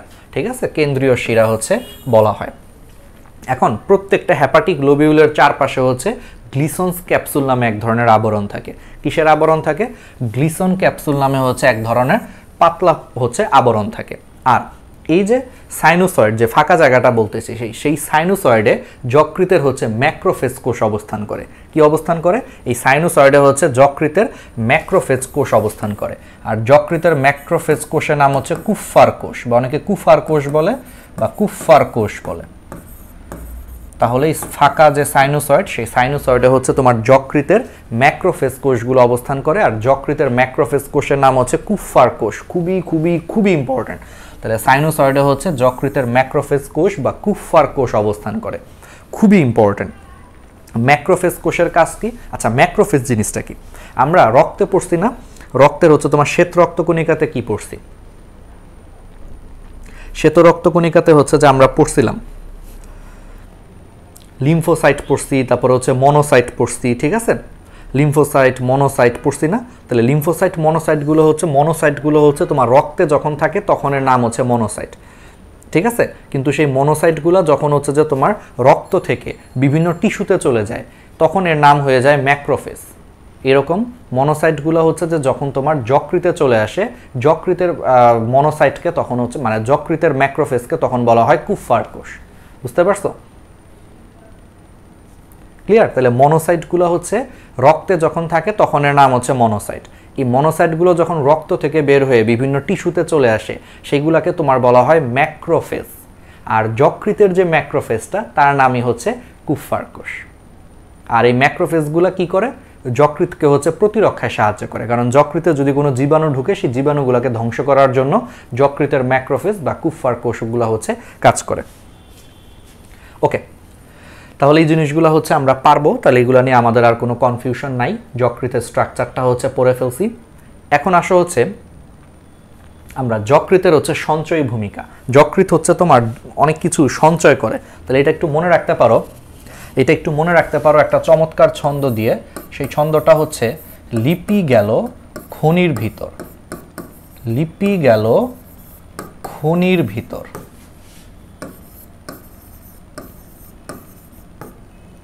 লিপি কই গেল? খনির ভিতর গেল। তাহলে লিপি গেল খনির ভিতর। আমি বলতেছি লিপিতে হচ্ছে লিপিড। লিপিড বা এর বাংলা হচ্ছে চর্বি, অর্থাৎ এরা চর্বি এবং অ্যামাইনো অ্যাসিড সঞ্চয় করে। তাহলে লিপিতে হচ্ছে লিপিড, দ্যাট মিনস হচ্ছে চর্বি, তাহলে এরা চর্বি এবং অ্যামাইনো অ্যাসিড সঞ্চয় করে। গ্যালোতে হচ্ছে গ্লাইকোজেন, দ্যাট মিনস এরা হচ্ছে গ্লাইকোজেন সঞ্চয় করে। খনিতে হচ্ছে তোমার খনিজ দ্রব্য বা মিনারেল, তাহলে মিনারেল সঞ্চয় করে। ভিতরের ভিততে হচ্ছে তোমার ভিটামিন সঞ্চয় করে। আর ভিতরের লাস্টের রতে হচ্ছে এরা রক্ত সঞ্চয় করে। অর্থাৎ যকৃত হচ্ছে এই 6টা জিনিস, সাথে হচ্ছে পিত্তরসটাও করে। এই জিনিসগুলো হচ্ছে তোমার আলটিমেটলি যকৃত কি করে? যকৃতের হচ্ছে সঞ্চয়ী ভূমিকা। তাহলে মনে রাখবা কেমনে? লিপি গেল খনির ভিতর, তাহলে লিপিড বা চর্বি এবং অ্যামাইনো অ্যাসিড সঞ্চয় করতেছে। গ্যালোতে হচ্ছে গ্লাইকোজেন সঞ্চয় করতেছে। খনিতে হচ্ছে তোমার মিনারেল সঞ্চয় করতেছে। ভিতরে হচ্ছে ভিটামিন সঞ্চয় করতেছে। রতে হচ্ছে রক্ত সঞ্চয় করতেছে। এক্সট্রা মনে রাখবা যে এরা পিত্তরস হচ্ছে সঞ্চয় করে। আচ্ছা, এখন যকৃত এই যে গ্লাইকোজেন সঞ্চয় করে, সেই গ্লাইকোজেন সঞ্চয় করে হচ্ছে একটা স্পেশাল প্রক্রিয়ায়। সেই প্রক্রিয়াটার নাম হচ্ছে গ্লাইকোজেনেসিস। প্রক্রিয়াটার নাম কি? গ্লাইকোজেনেসিস প্রক্রিয়ায় যকৃত হচ্ছে রক্তের অতিরিক্ত গ্লুকোজকে হচ্ছে গ্লাইকোজেনে কনভার্ট করে হচ্ছে যকৃতে জমা রাখে, এবং এই প্রক্রিয়াতে হচ্ছে ইনসুলিন নামে একটা হরমোন সাহায্য করে। আমি এগুলো একটু ডিটেলসে পড়াচ্ছি, দাঁড়াও। রক্ত সঞ্চয় করে। যকৃতে হচ্ছে তোমার পোর্টাল শিরা আসে। আচ্ছা, তোমরা এখন চিন্তা করতে পারো যে ভাইয়া পোর্টাল শিরা কি? পোর্টাল শিরা হচ্ছে আমাদের ক্ষুদ্রান্ত থেকে কিছু শিরা বের হয়। আমরা সবসময় একটা বেসিক মনে রাখবা যে কোনো শিরা সবসময় হচ্ছে তোমার টিস্যু থেকে উৎপত্তি লাভ করে সেটা হৃৎপিণ্ডে যেয়ে শেষ হবে। অর্থাৎ শিরাগুলা সবসময় হচ্ছে তোমার টিস্যু থেকে হৃৎপিণ্ডে যাবে, এটাই হচ্ছে শিরার নিয়ম। কিন্তু পোর্টাল শিরা হচ্ছে একটা এক্সেপশন শিরা। সেই শিরাটা হচ্ছে ক্ষুদ্রান্ত থেকে বের হয়ে সরাসরি হৃৎপিণ্ডে না যেয়ে আগে হচ্ছে যকৃতে যায়, তারপরে যকৃত থেকে হচ্ছে হৃৎপিণ্ডে যায়। মানে সে আলটিমেটলি হৃৎপিণ্ডেই যায়, কিন্তু থার্ড পার্টি হয়ে যায়, সরাসরি যায় না। সে ফার্স্টে হচ্ছে ক্ষুদ্রান্ত থেকে যকৃত হয়ে তারপর হৃৎপিণ্ডে যায়। এই জন্য এটার নাম দিছে হচ্ছে পোর্টাল শিরা। আর যেহেতু এটা আগে যকৃতে যায়, এই জন্য এটার পুরো নাম হচ্ছে হেপাটিক পোর্টাল শিরা। হেপাটিক মানে হচ্ছে যকৃত। তাহলে হেপাটিক পোর্টাল শিরার মাধ্যমে হচ্ছে ক্ষুদ্রান্ত থেকে ফার্স্টে রক্তগুলা যকৃতে আসে, এবং যকৃত, এটা একটু মনে রাখো, 1500 ঘন সেন্টিমিটার পর্যন্ত হচ্ছে রক্ত সঞ্চয় করে রাখতে পারে। এটা একটু ইম্পর্টেন্ট। এবার আসো ভিটামিন। যকৃত হচ্ছে তোমার চর্বিতে দ্রবণীয় বা স্নেহজাতীয় পদার্থে দ্রবণীয় যে ভিটামিন সমূহ, সেই ভিটামিন সমূহগুলোকে হচ্ছে সে সঞ্চয় করে রাখে। এখন একটা জিনিস খুবই ইম্পর্টেন্ট যে চর্বিতে দ্রবণীয় ভিটামিন কোনগুলো। এটা খুবই ইম্পর্টেন্ট। এটা মনে রাখবা হচ্ছে ক্যাডা স্নেহ পায়। কি পায় ভাই? ক্যাডা স্নেহ পায়। ঠিক আছে, তাহলে ক্যাডাতে বুঝতেই পারতেছো, ক্যাডাতে হচ্ছে তোমার vitamin K, vitamin E, vitamin D, vitamin A, এই 4টা। স্নেহ মানে হচ্ছে স্নেহজাতীয় পদার্থে হচ্ছে দ্রবীভূত, অর্থাৎ চর্বি বা স্নেহজাতীয় পদার্থে দ্রবীভূত ভিটামিনগুলো হচ্ছে ক্যাডা। তাহলে মনে রাখবা ক্যাডা স্নেহ পায়। তাহলে ভিটামিন কে, ই, ডি, এ এগুলো হচ্ছে স্নেহজাতীয় পদার্থ হচ্ছে দ্রবণীয়। তাহলে এগুলা বাদ দিলে বাকি থাকে হচ্ছে আর মাত্র 2টা, ভিটামিন বি আর ভিটামিন সি। তাহলে এই 2টা হচ্ছে পানিতে দ্রবণীয়। তাহলে এটা খুব ইম্পর্টেন্ট, কিন্তু একটা 10 স্টার অবজেক্টিভ, যে কোন ভিটামিনগুলো পানিতে দ্রবণীয় আর কোন ভিটামিনগুলো হচ্ছে চর্বি বা স্নেহজাতীয় পদার্থে দ্রবণীয়, খুবই ইম্পর্টেন্ট। আচ্ছা, তাহলে যকৃত হচ্ছে তোমার স্নেহজাতীয় পদার্থে দ্রবণীয় ভিটামিনগুলো সঞ্চয় করে, আবার পানিতে দ্রবণীয় ভিটামিনও সঞ্চয় করে, সবই সঞ্চয় করে। ঠিক আছে, ওকে। তো তাহলে সে সবই সঞ্চয় করতেছে, তাহলে চর্বিতে দ্রবণীয় ভিটামিনগুলো সঞ্চয় করতেছে, তারপর পানিতে দ্রবণীয় ভিটামিনগুলো সে সঞ্চয় করতেছে, তারপর ভিটামিন B12 যেটার আরেকটা নাম হচ্ছে কোবালামিন, খুব ইম্পর্টেন্ট, আবার ভিটামিন B9 যার আরেকটা নাম হচ্ছে ফলিক অ্যাসিড, খুব ইম্পর্টেন্ট। এগুলো সবই হচ্ছে সে সঞ্চয় করে। যকৃৎ হচ্ছে তোমার বিভিন্ন ধরনের হচ্ছে যে মিনারেলও হচ্ছে সঞ্চয় করে। মিনারেলগুলো সঞ্চয় করে, এর মধ্যে হচ্ছে iron, potassium, molybdenum, copper, zinc, cobalt. ঠিক আছে। আচ্ছা, পিত্তরস সঞ্চয় করে, সবই করে। তো এখানে হচ্ছে যে মিনারেলগুলোর মধ্যে একটু খালি আয়রনটা একটু মনে রাখো, আয়রনটা একটু ইম্পর্টেন্ট, আর হচ্ছে পটাশিয়ামটা বেশি ইম্পর্টেন্ট। এই দুইটা হচ্ছে যকৃৎ সঞ্চয় করে। আবার আমাদের লোহিত রক্তকণিকায় যে হিমোগ্লোবিন থাকে, সেই হিমোগ্লোবিনগুলারে যকৃতের যে ম্যাক্রোফেজ, একটু আগে বললাম কুফার কোষ, সেই কুফার কোষগুলো হচ্ছে যে যকৃতের মানে যে ম্যাক্রোফেজটা, সেটা হচ্ছে হিমোগ্লোবিনকে ভেঙে এটাকে হচ্ছে হিম এবং গ্লোবিনে আলাদা করে। এটা আমরা একটু ডিটেলসে পড়বো। তাহলে যকৃতের হচ্ছে যে ম্যাক্রোফেজ, যেটাকে আমরা কুফার কোষ বলতেছি, সেই কুফার কোষ লোহিত রক্তকণিকার হচ্ছে হিমোগ্লোবিনকে ভেঙে এটাকে হিম এবং গ্লোবিন নামক দুইটা অংশে আলাদা করে। হিম এবং গ্লোবিন নামক হচ্ছে দুইটা অংশ আলাদা করে। পরবর্তীতে হচ্ছে হিম থেকে হচ্ছে আয়রন পার্টটা হচ্ছে আলাদা হয়ে সেটা হচ্ছে ফেরিটিন হিসেবে যকৃতে জমা থাকে এবং ট্রান্সফারেজ রূপে পরিবহন হয়। আমি ডিটেলসে পড়াবো, এটা একটু পরেই, টেনশন করার কারণ নাই, আগে এটা একটু দেখে নাও। পিত্তরস সঞ্চয়, তাহলে যকৃৎ হচ্ছে তোমার পিত্তরস তৈরি করে, এটা খুব ইম্পর্টেন্ট। অনেক মানুষ আছে যারা ভাবে যে পিত্তথলি হচ্ছে পিত্তরস তৈরি করে, কথাটা ভুল। সবসময় মনে রাখবা পিত্তরস তৈরি করে হচ্ছে যকৃৎ, পিত্তথলি হচ্ছে জাস্ট এটাকে জমা রাখে। যেমন মানি ব্যাগ, মানি ব্যাগ কি? টাকার থলি। মানি ব্যাগ কি কখনো টাকা তৈরি করে? করে না। মানি ব্যাগ হচ্ছে টাকা জমা রাখে। ঠিক সেইমভাবে পিত্তথলি কখনো পিত্তরস তৈরি করে না, সে খালি পিত্তটাকে জমা রাখে। বাট তৈরি করে কে? যকৃৎ। তাহলে যকৃৎ কর্তৃক উৎপন্ন এই যে পিত্তরস, সেইটা হচ্ছে তোমার জাস্ট পিত্তথলিতে হচ্ছে জমা থাকে। আবার এই যে রক্তের মধ্যে যদি অতিরিক্ত যদি লিপিড থাকে, সেটা গ্লাইকোলিপিড হিসেবেও যকৃতে হচ্ছে জমা থাকতে পারে। ঠিক আছে, এখন আসো আমরা একটু ডিটেলস পড়ি, লোহিত রক্তকণিকার ভাঙ্গনটা ডিটেলস পড়ি, আর এই গ্লাইকোজেনেসিস, গ্লুকোনিওজেনেসিস, চারটা টার্ম পড়াবো, খুব ইম্পর্টেন্ট বেসিকের জন্য, আমি তোমাদেরকে একটু পড়ায় দিচ্ছি এগুলা। আচ্ছা, যকৃতের বিপাকীয় ভূমিকা, আমরা এগুলা একটু আসি। হিমোগ্লোবিনের ভাঙ্গন আমরা ডিটেলস পড়াবো, তার আগে আসো আমরা তাহলে এখন চারটা টার্ম পড়ায় দিই।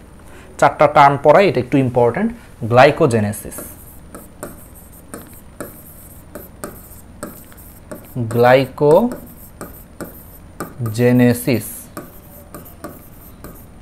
আচ্ছা, গ্লাইকোজেনেসিসের কাহিনী হচ্ছে, গ্লাইকোজেনেসিস সবসময় মনে রাখবা, জেনেসিস মানে হচ্ছে কোনো কিছু উৎপন্ন হওয়া, জেনেসিস মানে হচ্ছে কোনো কিছু উৎপন্ন হওয়া। তাহলে গ্লাইকোজেনেসিস কথাটার মানে হচ্ছে গ্লাইকোজেন উৎপন্ন হওয়া। কি উৎপন্ন হওয়া? গ্লাইকোজেন উৎপন্ন হওয়া। তাহলে সেই গ্লাইকোজেনটা কোত্থেকে উৎপন্ন হয়? গ্লুকোজ থেকে উৎপন্ন হয়। তাহলে বডিতে বা রক্তে যদি কোনো কারণে অতিরিক্ত গ্লুকোজ চলে আসে, যকৃৎ কি করে? সেই গ্লুকোজকে গ্লাইকোজেনেসিস প্রক্রিয়াতে সেই গ্লুকোজকে হচ্ছে গ্লাইকোজেনে কনভার্ট করে। খুবই সহজ। তাহলে জেনেসিস মানে উৎপন্ন হওয়া, তাহলে গ্লাইকোজেনেসিস মানে হচ্ছে গ্লাইকোজেন উৎপন্ন হওয়া। গ্লাইকোজেন কোত্থেকে উৎপন্ন হবে? গ্লুকোজ থেকে উৎপন্ন হবে। তাহলে তোমার রক্তে মনে করো যে কোনো কারণে গ্লুকোজ বেশি হয়ে গেছে, তাহলে যকৃৎ কি করে? অতিরিক্ত গ্লুকোজকে গ্লাইকোজেনেসিস প্রক্রিয়াতে গ্লাইকোজেনে কনভার্ট করে জমা রাখতেছে। পরে যখন তোমার বডির যদি আবার কোনো কারণে গ্লুকোজ দরকার হয়, সে তখন গ্লাইকোজেনকে ভেঙে আবার সে গ্লুকোজ তৈরি করতে পারে। ঠিক আছে। আচ্ছা, এখন এই প্রক্রিয়াটায়, এই গ্লাইকোজেনেসিস প্রক্রিয়াতে একটা হরমোন ভূমিকা পালন করে, খুবই ইম্পর্ট্যান্ট। সেই হরমোনটার নাম হচ্ছে ইনসুলিন। আচ্ছা, ইনসুলিন কেন হেল্প করে? তোমরা সবাই জানো যে ডায়াবেটিস রোগীরা হচ্ছে ইনসুলিন নেয়। আচ্ছা, ডায়াবেটিস রোগ হলে কি হয়? রক্তে হচ্ছে গ্লুকোজ বেড়ে যায়। তাহলে ইনসুলিন নিলে লাভটা কি? ইনসুলিন হচ্ছে রক্তে গ্লুকোজ কমায়, অলওয়েজ মনে রাখবা। তাহলে ইনসুলিন কি করবে? ইনসুলিন সারা জীবন হচ্ছে গ্লুকোজ কমাবে, ঠিক আছে, গ্লুকোজটাকে ডাউন করবে, গ্লুকোজ কমাবে ইনসুলিন। আচ্ছা, তাহলে ইনসুলিনের সারা জীবনের টার্গেট হচ্ছে একটাই, এবং ইনসুলিনই হচ্ছে মানব দেহের একমাত্র হচ্ছে হরমোন যারা হচ্ছে গ্লুকোজটাকে কমায়। তো ইনসুলিন এই প্রক্রিয়াটা বা এই গ্লাইকোজেনেসিস প্রক্রিয়াটায় সাহায্য করে। ব্যাপারটা খুব সিম্পল, তোমার রক্তে হচ্ছে গ্লুকোজ অনেক বেড়ে গেছে, তো ইনসুলিন কি চাবে? ইনসুলিন চাবে গ্লুকোজ কমানোর জন্য। তাহলে সে কি করবে? সে চাবে কি যে বেশি বেশি গ্লুকোজকে কিভাবে গ্লাইকোজেনে কনভার্ট করা যায়। এই কারণে গ্লাইকোজেনেসিস প্রক্রিয়াতে হেল্প করে হচ্ছে ইনসুলিন, কারণ ইনসুলিন আলটিমেটলি গ্লাইকোজেনেসিস প্রক্রিয়াতে হেল্প করে অতিরিক্ত গ্লুকোজকে গ্লাইকোজেনে কনভার্ট করে রক্ত থেকে হচ্ছে গ্লুকোজটাকে কমায় দেয়, কারণ ওর একটাই লক্ষ্য আলটিমেটলি গ্লুকোজ কমানো। এই জন্য ইনসুলিন গ্লাইকোজেনেসিস প্রক্রিয়াতে গ্লুকোজকে গ্লাইকোজেনে কনভার্ট করে রক্তে হচ্ছে গ্লুকোজ কমায় দেয়। এই জন্য এই প্রক্রিয়াটাই হচ্ছে ইনসুলিন হেল্প করে। ঠিক আছে, ওকে, এটা গেল একটা প্রক্রিয়া। আমরা একটু পরে আরও কিছু প্রক্রিয়া পড়ব, একবারে পড়ায় দিই তাহলে তোমাদের জন্য সহজ হবে। যকৃৎ তো গ্লাইকোজেন জমা রাখলো, এখন একটু পরে কোনো কারণে বডিতে দেখা গেল কি যে গ্লুকোজের অভাব হলো, এখন যকৃতে হচ্ছে অতিরিক্ত গ্লুকোজ গ্লাইকোজেন আকারে জমা আছে। এখন যকৃৎ কি করবে, সেই গ্লাইকোজেনকে ভেঙে আবার এটারে গ্লুকোজে কনভার্ট করবে। তাহলে সে কি করবে, গ্লাইকোজেনকে ভেঙে আবার গ্লুকোজে কনভার্ট করবে। এই প্রক্রিয়াটারে তোমার বলা হয় গ্লাইকোজেনোলাইসিস। এই প্রক্রিয়াটাকে কি বলা হয়, গ্লাইকোজেনোলাইসিস। গ্লাইকোজেনোলাইসিস।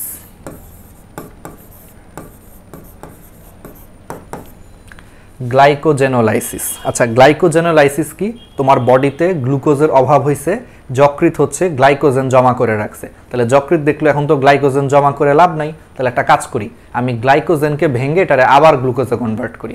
তাহলে সবসময় মনে রাখবা, কোনো কিছুকে ভেঙে ফেলাটারে বলা হয় লাইসিস। লাইসিস মানে হচ্ছে ভেঙে ফেলা। তাহলে যকৃৎ এখন কি করতেছে, গ্লাইকোজেনকে ভাঙতেছে। এই জন্য এই প্রক্রিয়াটার নাম হচ্ছে গ্লাইকোজেনোলাইসিস। তাহলে গ্লাইকোজেনোলাইসিস প্রক্রিয়াতে গ্লাইকোজেন ভেঙে জিনিসটা আবার গ্লুকোজে কনভার্ট হয়। তাহলে এটা কিন্তু উল্টা। তাহলে গ্লাইকোজেনোলাইসিস প্রক্রিয়াতে কিন্তু আলটিমেটলি গ্লুকোজের পরিমাণ বেড়ে যাচ্ছে। তাহলে এখানেও আরেকটা হরমোন কাজ করে, সেই হরমোনটা হচ্ছে গ্লুকাগন। সেই হরমোনটা কি, গ্লুকাগন। গ্লুকাগন সারা জীবনে হচ্ছে ইনসুলিনের উল্টা। ইনসুলিন হচ্ছে রক্তে গ্লুকোজ কমায়, গ্লুকাগন হচ্ছে রক্তে গ্লুকোজটা হচ্ছে বাড়ায়। এই কারণে গ্লুকাগন কি করে, গ্লাইকোজেনোলাইসিস প্রক্রিয়ায় গ্লাইকোজেনকে লাইসিস করে বা ভেঙে ফেলে সেটারে গ্লুকোজে কনভার্ট করে রক্তে হচ্ছে গ্লুকোজের পরিমাণ বাড়ায় দেয়। এই কারণে গ্লাইকোজেনোলাইসিস প্রক্রিয়াতে হচ্ছে গ্লুকাগন হরমোন কাজ করে। এটা কখন হয় গ্লাইকোজেনোলাইসিস, যখন আমাদের রক্তে হচ্ছে গ্লুকোজের অভাব হয়, তখন অতিরিক্ত গ্লুকোজ দরকার, তো তখন গ্লাইকোজেনোলাইসিস প্রক্রিয়াতে যকৃৎ হচ্ছে গ্লাইকোজেনকে ভেঙে গ্লুকোজে কনভার্ট করতেছে। আর এখানে গ্লুকাগন হেল্প করতেছে, কারণ গ্লুকাগন গ্লুকোজের পরিমাণ বাড়ায় সবসময়। ওকে, দুইটা পার্ট হয়ে গেল। এবার আসো আরেকটা টার্ম আছে, গ্লুকোনিওজেনেসিস। আরেকটা টার্ম হচ্ছে কি, গ্লুকোনিওজেনেসিস। সবই পড়ায় দেই। গ্লুকোনিওজেনেসিস, এগুলো খুব প্যাচ লাগে পোলাবাইনের, বাট আশা করি একবারে বেসিক ক্লিয়ার হয়ে যাবে। গ্লুকোনিওজেনেসিস। আচ্ছা, গ্লুকোনিওজেনেসিস হচ্ছে, জেনেসিস মানে তৈরি করা, গ্লুকোনিওজেনেসিস মানে হচ্ছে গ্লুকোজ তৈরি করবে। তাহলে এখানেও গ্লুকোজ তৈরি হবে। তাহলে পার্থক্যটা কি, পার্থক্য হচ্ছে নিও মানে হচ্ছে নতুন, নিও কথাটার মানে হচ্ছে নতুন, মানে নতুন কোনো সোর্স থেকে এখানে গ্লুকোজ তৈরি করবে। তাহলে নিও মানে হচ্ছে নতুন, দ্যাট মিন্স নতুন সোর্স থেকে গ্লুকোজ তৈরি করবে। তাহলে এখানে নতুন সোর্স বলতে আসলে কি বোঝানো হচ্ছে, এখানে নতুন সোর্স বলতে আসলে তোমার কার্বোহাইড্রেট বা শর্করা বাদে অন্য কোনো সোর্স থেকে যদি গ্লুকোজ তৈরি করে সেটাকে বলা হয় গ্লুকোনিওজেনেসিস। তাহলে গ্লুকোনিওজেনেসিস প্রক্রিয়াতে গ্লুকোজ তৈরি হচ্ছে, বাট সেটা নিও নতুন কোনো সোর্স থেকে, অর্থাৎ কার্বোহাইড্রেট বাদে অন্য কোনো সোর্স থেকে যদি গ্লুকোজ তৈরি হয় সেটারে তোমার বলা হয় গ্লুকোনিওজেনেসিস। তাহলে অন্য কোনো সোর্স বলতে কি বোঝায়, প্রোটিন থেকে করতে পারে। প্রোটিনের মধ্যে যেমন অ্যামাইনো অ্যাসিড, অ্যামাইনো অ্যাসিড থেকে যদি গ্লুকোজ করে তাহলে সেটা হচ্ছে গ্লুকোনিওজেনেসিস। ঠিক আছে, আবার যদি গ্লিসারল, গ্লিসারল হচ্ছে চর্বি ভেঙে পাওয়া যায়, গ্লিসারল থেকে যদি গ্লুকোজ করে সেটা হচ্ছে গ্লুকোনিওজেনেসিস। নিও মানে হচ্ছে নতুন, মানে নতুন কোনো সোর্স থেকে, মানে শর্করা বাদে নতুন কোনো সোর্স থেকে গ্লুকোজ তৈরি করাটারে বলা হয় gluconeogenesis. That means amino acid থেকে গ্লুকোজ তৈরি করলে সেটা গ্লুকোনিওজেনেসিস হবে, গ্লিসারল থেকে যদি গ্লুকোজ তৈরি করে সেটাও গ্লুকোনিওজেনেসিস হবে। ঠিক আছে, আচ্ছা এটা হলো আরেকটা জিনিস। আর লাস্টের আরেকটা টার্ম হচ্ছে লাইপোজেনেসিস। এই চারটা টার্ম তোমরা আসলে এই চ্যাপ্টারে পড়বো, অনেক কনফিউজিং।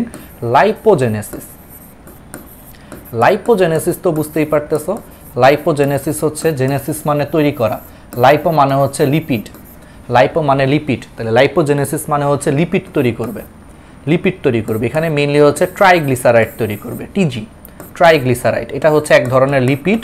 তাহলে এই লাইপোজেনেসিস প্রক্রিয়াতে হচ্ছে লিপিড তৈরি হবে, অর্থাৎ ট্রাইগ্লিসারাইড তৈরি হবে। কোত্থেকে তৈরি হবে, গ্লুকোজ থেকে তৈরি হবে। কোত্থেকে তৈরি হবে, গ্লুকোজ থেকে তৈরি হবে, অর্থাৎ গ্লুকোজ থেকে ট্রাইগ্লিসারাইড নামক লিপিড তৈরি করার প্রক্রিয়াটাকে বলা হয় লাইপোজেনেসিস। আচ্ছা, এটা কখন হয়, নর্মালি চিন্তা করো যে ধরো কোনো কারণে হচ্ছে যে আমাদের বডিতে ধরো 50 গ্রাম হচ্ছে গ্লুকোজ দরকার, কথার কথা। রক্তে মনে করো এখন গ্লুকোজ আছে 150 গ্রাম, আমাদের বডিতে দরকার 50 গ্রাম। তাহলে রক্তে রক্তে আছে 150 গ্রাম, তাহলে যকৃৎ কি করবে? যকৃৎ হচ্ছে ফার্স্টে গ্লাইকোজেনেসিস করবে। গ্লাইকোজেনেসিস প্রক্রিয়াতে যকৃৎ হচ্ছে 50 গ্রাম হচ্ছে গ্লুকোজ হচ্ছে রক্তে রেখে এক্সট্রা যে গ্লুকোজটা আছে সেই এক্সট্রা গ্লুকোজকে সে হচ্ছে গ্লাইকোজেনে কনভার্ট করে রেখে দিবে। কিন্তু কোনো কারণে দেখা গেল যে যকৃতেরও তো একটা ধারণ ক্ষমতা আছে। যকৃৎ মনে করো কোনো কারণে 50 গ্রামের বেশি গ্লাইকোজেন জমা করে রাখতে পারে না। তাহলে খেয়াল করো, রক্তে গ্লুকোজ আছে 150 গ্রাম, এর মধ্যে 50 গ্রাম দরকার, সেই 50 গ্রাম গ্লুকোজ আকারেই আছে, কোনো সমস্যা নাই। বাকি 50 গ্রাম সে হচ্ছে গ্লুকোজটাকে গ্লাইকোজেনে কনভার্ট হয়েছে। তারপরও আরও এক্সট্রা 50 গ্রাম আছে, সেই এক্সট্রা 50 গ্রাম সে কী করবে? এটাকে তো এখন গ্লাইকোজেনে কনভার্ট করা সম্ভব না, কারণ ওর গ্লাইকোজেনের যে ধারণ ক্ষমতা সেটাকে ক্রস করে গেছে। তখন কি করবে? তখন আরও এক্সট্রা যে গ্লুকোজ থাকে সেই গ্লুকোজটারে তখন হচ্ছে ইনসুলিন হরমোনের সহায়তায় সেইটারে চর্বিতে কনভার্ট করে ফেলে। এটার এই নাম দিছে হচ্ছে লাইপোজেনেসিস। তাই লাইপোজেনেসিস কখন হয়? যখন গ্লাইকোজেনেসিস প্রক্রিয়াটাকে ক্রস করে ফেলছে, মানে গ্লাইকোজেনেসিস করেও সে গ্লুকোজটারে সরাইতে পারতেছে না, আরও গ্লুকোজ রয়ে গেছে বডিতে, তখন হচ্ছে লাইপোজেনেসিস হয়। এবং সেই লাইপোজেনেসিস প্রক্রিয়াতে তখন গ্লুকোজটা ট্রাইগ্লিসারাইড নামক চর্বিতে কনভার্ট হয়। এই জন্য এটাকে বলা হয় লাইপোজেনেসিস। এবং বুঝতেই পারতেছে এই প্রক্রিয়াতে হচ্ছে গ্লুকোজ কিন্তু আলটিমেটলি কমে যাচ্ছে, কারণ গ্লুকোজ থেকে চর্বি হলে কিন্তু গ্লুকোজ কমে যাচ্ছে। তাহলে গ্লুকোজ কমাইতে কোন এনজাইম কাজ করে? ইনসুলিন। তাহলে লাইপোজেনেসিস প্রক্রিয়াতেও হচ্ছে ইনসুলিন হেল্প করবে। তাহলে বুঝতে পারছো? তাহলে এটা কিন্তু একটু অ্যাবনর্মাল প্রক্রিয়া, এটা নর্মালি হয় না। যখন গ্লাইকোজেনেসিস হওয়ার পরও কাভার করতে পারতেছে না, তখন হচ্ছে গ্লুকোজ থেকে লাইপোজেনেসিস প্রক্রিয়াতে লিপিড বা ট্রাইগ্লিসারাইড তৈরি হয়। আর এই প্রক্রিয়াতে হেল্প করে হচ্ছে ইনসুলিন, কারণ এটা করলে আলটিমেটলি হচ্ছে গ্লুকোজটা কমে যায়। ঠিক আছে? তাহলে এই 4টা প্রক্রিয়া খুবই ইম্পর্টেন্ট। আশা করি একবারে ক্লিয়ার, বেসিক ক্লিয়ার হয়ে গেছে। তাহলে খুব ভালো মতো পারবা কোথায় কোন হরমোন কাজ করে সেটাও বুঝতে পারছো। খুবই সহজ জিনিস। আচ্ছা, তাহলে এখন আসো, তাহলে আমরা একটু সঞ্চয়ী ভূমিকা তো পড়ে ফেলছি, এবার আসো হচ্ছে বিপাকীয় ভূমিকা। আর কি পড়ানোর দরকার আছে?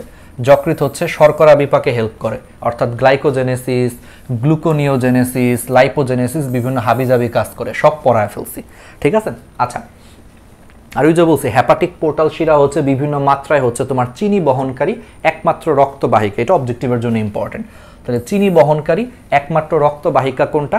হেপাটিক পোর্টাল শিরা। ঠিক আছে? আচ্ছা, আর একটা হিসাব আছে, হিসাব হচ্ছে যকৃৎ হচ্ছে তোমার প্রতি 100 কিউবিক সেন্টিমিটার রক্তে তোমার 90 মিলিগ্রাম হচ্ছে তোমার গ্লুকোজ কন্ট্রোল করে। এটা একটা অবজেক্টিভের জন্য ইম্পর্টেন্ট। তাহলে প্রতি 100 ঘন সেন্টিমিটার রক্তে 90 মিলিগ্রাম পর্যন্ত হচ্ছে গ্লুকোজ কন্ট্রোল করে হচ্ছে যকৃৎ। আচ্ছা, এবার আসা হচ্ছে প্রোটিন বিপাক। প্রোটিন বিপাকের ক্ষেত্রে দুইটা টার্ম আছে, একটা হচ্ছে ডিঅ্যামিনেশন প্রক্রিয়া আর একটা হচ্ছে অর্নিথিন চক্র। আমি পড়াচ্ছি। যকৃৎ হচ্ছে, এটা বাদেও এই দুটো আমি পরে পড়াই। যকৃৎ হচ্ছে তাছাড়া বিভিন্ন ধরনের প্লাজমা প্রোটিন তৈরি করে। প্লাজমা প্রোটিনের মধ্যে আমরা জানি যে 4 ধরনের প্লাজমা প্রোটিন আছে। GPA5 দিয়ে মনে রাখবা। কি দিয়ে মনে রাখবা? GPA5।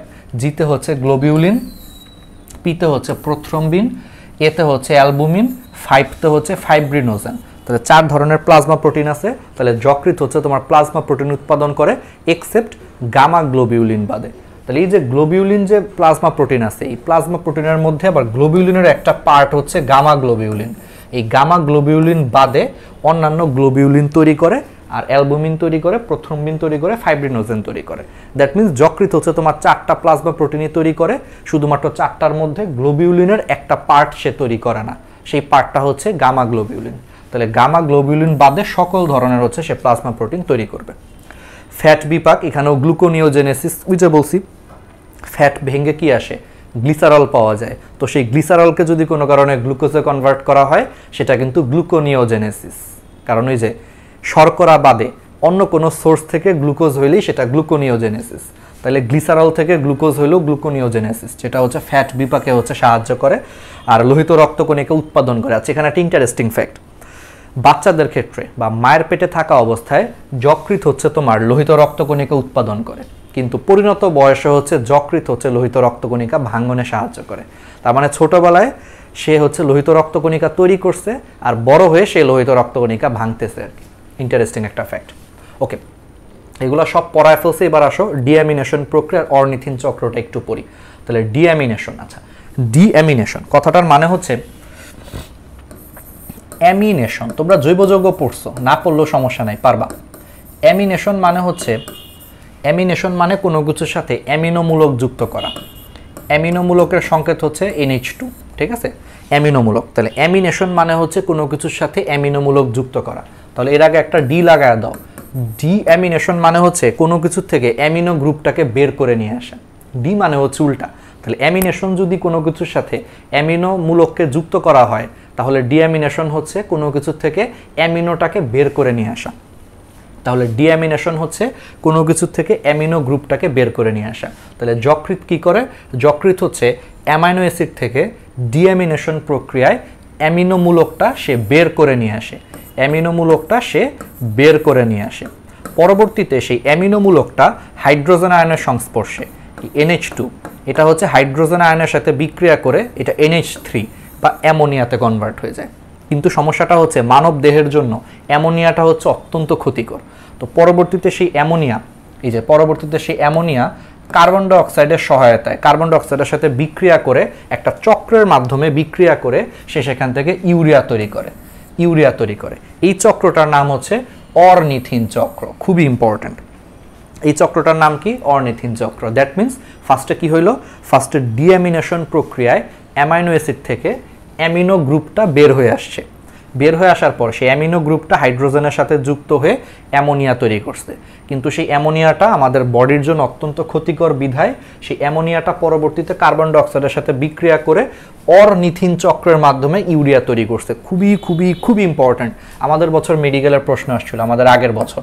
তাহলে কোন চক্রের মাধ্যমে ইউরিয়া তৈরি হয়? অরনিথিন চক্রের মাধ্যমে। আর ইউরিয়া তাহলে তৈরি করে কে?